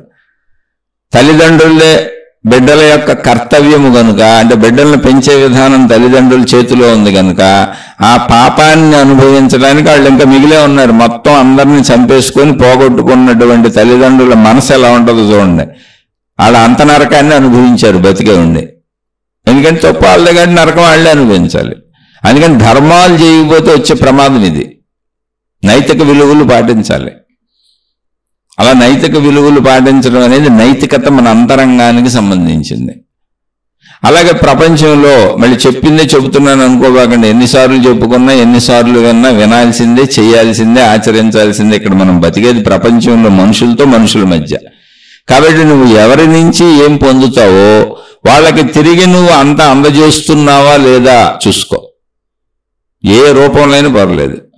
ప్రేమను పొందితే ప్రేమనే ఇవ్వక్కర్లా, నువ్వు ప్రేమను పొందావు. వాళ్ళకి ధనం లేదనుకో, ఒట్టు ప్రేమను ఏం చేసుకుంటారు? నీ దగ్గర ధనం ఉంది, వాళ్ళు నిన్ను ప్రేమించారు, నువ్వు ధన సహాయం చేయి, అది ప్రేమించటమో వద్దు. అలా వాళ్ళకి ఏది అవసరమో ఇవ్వు, నీకు ఏది అవసరమో పుచ్చుకో. అవసరాలకు ఇచ్చిపుచ్చుకోవడమే జీవితం మొత్తం. జీవిత భాగస్వామితో సహా బతికిన నాళ్ళు మన తీసుకెళ్లి ఏ శ్మశానంలోనో కాల్చి పూర్తి చేసే వరకు మనుషులతో సంబంధ బాంధవ్యాలు సాగుతూనే ఉంటాయి. ఆఖరికి కాల్చి పూడ్చేవాళ్ళు కూడా మనుషులే, మన మోసుకెళ్లేవాళ్ళు కూడా మనుషులే. ఆ నలుగురు మోసుకెళ్ళకపోతే మన శవం కూడా వెళ్దాం. కాబట్టి ఇవన్నీ ఇచ్చిపుచ్చుకోవటాలు ధర్మంగా మంచిగా ఉండటమే నైతికత. ప్రత్యేకంగా ఇందులో చెప్పుకోవాల్సింది ఏమీ లేదు. ఎవరిని మోసం చేయకూడదు. అవసరమైతే మీ అవసరాలు తగ్గించుకొని మిమ్మల్ని మీరు సంతృప్తి పరుచుకోవాలి. భార్యాభర్తలు ఉన్నారు, ఒకవేళ స్త్రీ పురుష కామ కోరికలలో ఒకరికి ఎక్కువ ఉండొచ్చు, ఒకరికి తక్కువ ఉండొచ్చు. అసలు అనుభవించకుండా ఉండటం ఉండదు కదా. ఎక్కువ ఉన్నవాళ్ళు ఒకవేళ తమ జీవిత భాగస్వామి కొంచెం తక్కువ ఉన్న వాళ్ళు అయితే నువ్వు డబ్బుని ఎలా సర్దుకుంటావు, అక్కడ కోరికని సర్దుకోవడమే, తప్పు చేయకూడదు. ఇప్పుడు ఎక్కువ డబ్బు ఉన్నోళ్ళు ఉన్నారు, పేదరికంలో ఉన్నోళ్ళు ఉన్నారు. పేదరికంలో బతుకుతున్నారు, డబ్బు ఉన్నోళ్ళు డబ్బు ఉన్నట్టు బతుకుతున్నారు. ఎక్కువ తక్కువలు ఎప్పుడూ ఉంటాయి. అక్కడ సర్దుబాటు ధర్మగుణం. ఆ ధర్మగుణాన్ని పాటించాలి. ఎవరికి ఏం చేయాలో అన్ని చేయాలి, అవి కర్తవ్యములు, బాధ్యతలు. అలాగే ఎవరి దగ్గర ఎంత పొందుతామో అంత తిరిగి ఇవ్వాలి. ఇవే నైతిక విలువలు. అది ఎక్కడైనా సరే అంతే. ఇంకా ఈ నైతిక విలువలు ఎవరు పాటిస్తారో వాళ్ళకి ఆటోమేటిక్గా ధర్మో రక్షిత సూత్రం వర్తింపజేసేస్తుంది వాళ్ళ జీవితంలో. వాళ్ళలో ఒక అద్భుతమైనటువంటి తృప్తి, సంతృప్తిని కలిగించే రసాయనాలు వాళ్ళ శరీరంలోనే ఉత్పత్తి అవుతాయి. అవి శరీరం అంతా తిరిగి సంతోషాన్ని, హాయిని, ఆనందాన్ని ఇస్తూ ఉంటాయి. నేను హాయిగా ఉన్నాను, సంతోషంగా ఉన్నాను, ధైర్యంగా ఉన్నాను, భద్రతగా ఉన్నాను, నాకు అన్నీ ఉన్నాయి, తృప్తిగా ఉన్నాను అనే భావాన్ని కలిగిస్తూ ఉంటాయి. అసలు ఆ భావమే లేనప్పుడు నీకు ఎన్నున్నా ఉపయోగం ఏంటి? అది మీకు మీరే ప్రశాంతంగా కూర్చొని ఆలోచించుకొని మీరు నైతిక విలువలతో మనం జీవిస్తున్నామా లేదా మీకు మీరు చెక్ చేసుకోండి. చెక్ చేసుకుంటే మీకే అన్ని తెలిసిపోతాయి. ఎవరిని వాళ్ళు చూసుకోండి. చక్కగా ధర్మంగా ఉందాం, మంచిగా ఉందాం.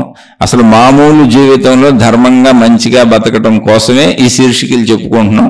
అయితే ఈ శీర్షికలు చెప్పుకునేటప్పుడు మన యొక్క అనంతత్వం, మన యొక్క నిజతత్వం, మన యొక్క సంపూర్ణత్వం అయినటువంటి ఆ ఆత్మతత్వాన్ని మన లోపలికి మనం వెళ్ళి మనం చూసుకొని, మన ఆలోచనలు గమనించుకొని, మన మనసును గమనించుకొని, మన భావాలను గమనించుకొని అందులో ఉన్న చెడుని సరిచేసుకోవడం అనేటువంటి ప్రక్రియను పాటించకపోతే నైతిక విలువలు ఆచరించడం కుదరదు, ధర్మంగా జీవించడం కుదరదు. అందుకని అవన్నీ చెప్పుకుంటూ సాగుతున్నాం. అందుకని భౌతిక జీవితం ఎప్పుడూ కూడా నైతిక విలువలతో కూడింది, చక్కగా మంచిగా ధర్మంగా బాధ్యతలతో సక్రమంగా ఉండాలి. అన్నీ కరెక్ట్గా చేయాలి. ఇచ్చిపుచ్చుకోవడాలు ఎక్కడైనా ఎవరి దగ్గరైనా కరెక్ట్గా ఉండాలి. ఇవే నైతిక విలువలు. ఈ నైతిక విలువలు పాటించే వాళ్ళందరికీ కూడా మోక్ష మార్గము, సత్య మార్గము, సత్యము తెలియటము ఈజీ అయిపోద్ది. ఎందుకంటే మనసు శాంతించి ఉంటుంది, తృప్తిగా ఉంటుంది. నీలోని ప్రాణశక్తిని, ఆత్మశక్తిని తెలుసుకోవడం ఈజీ అయిపోద్ది. ధర్మ జీవితంలో చెడు ఉండదు కనుక ఎప్పుడు మనసు సంతృప్తిగా, శాంతిగా ఉండి నీ లోపలికి నీ దారులు ఊరికినే తెరుచుకుంటే నిన్ను అలా తీసుకెళ్ళిపోయి మోక్షంలో కూర్చోబెట్టేస్తుంది. మంచే తీసుకెళ్ళి మోక్షంలో కూర్చోబెడుతుంది. మంచి ముదిరితే మోక్షం అయిపోద్ది అంతే. చూడండి, ట్రై చేయండి.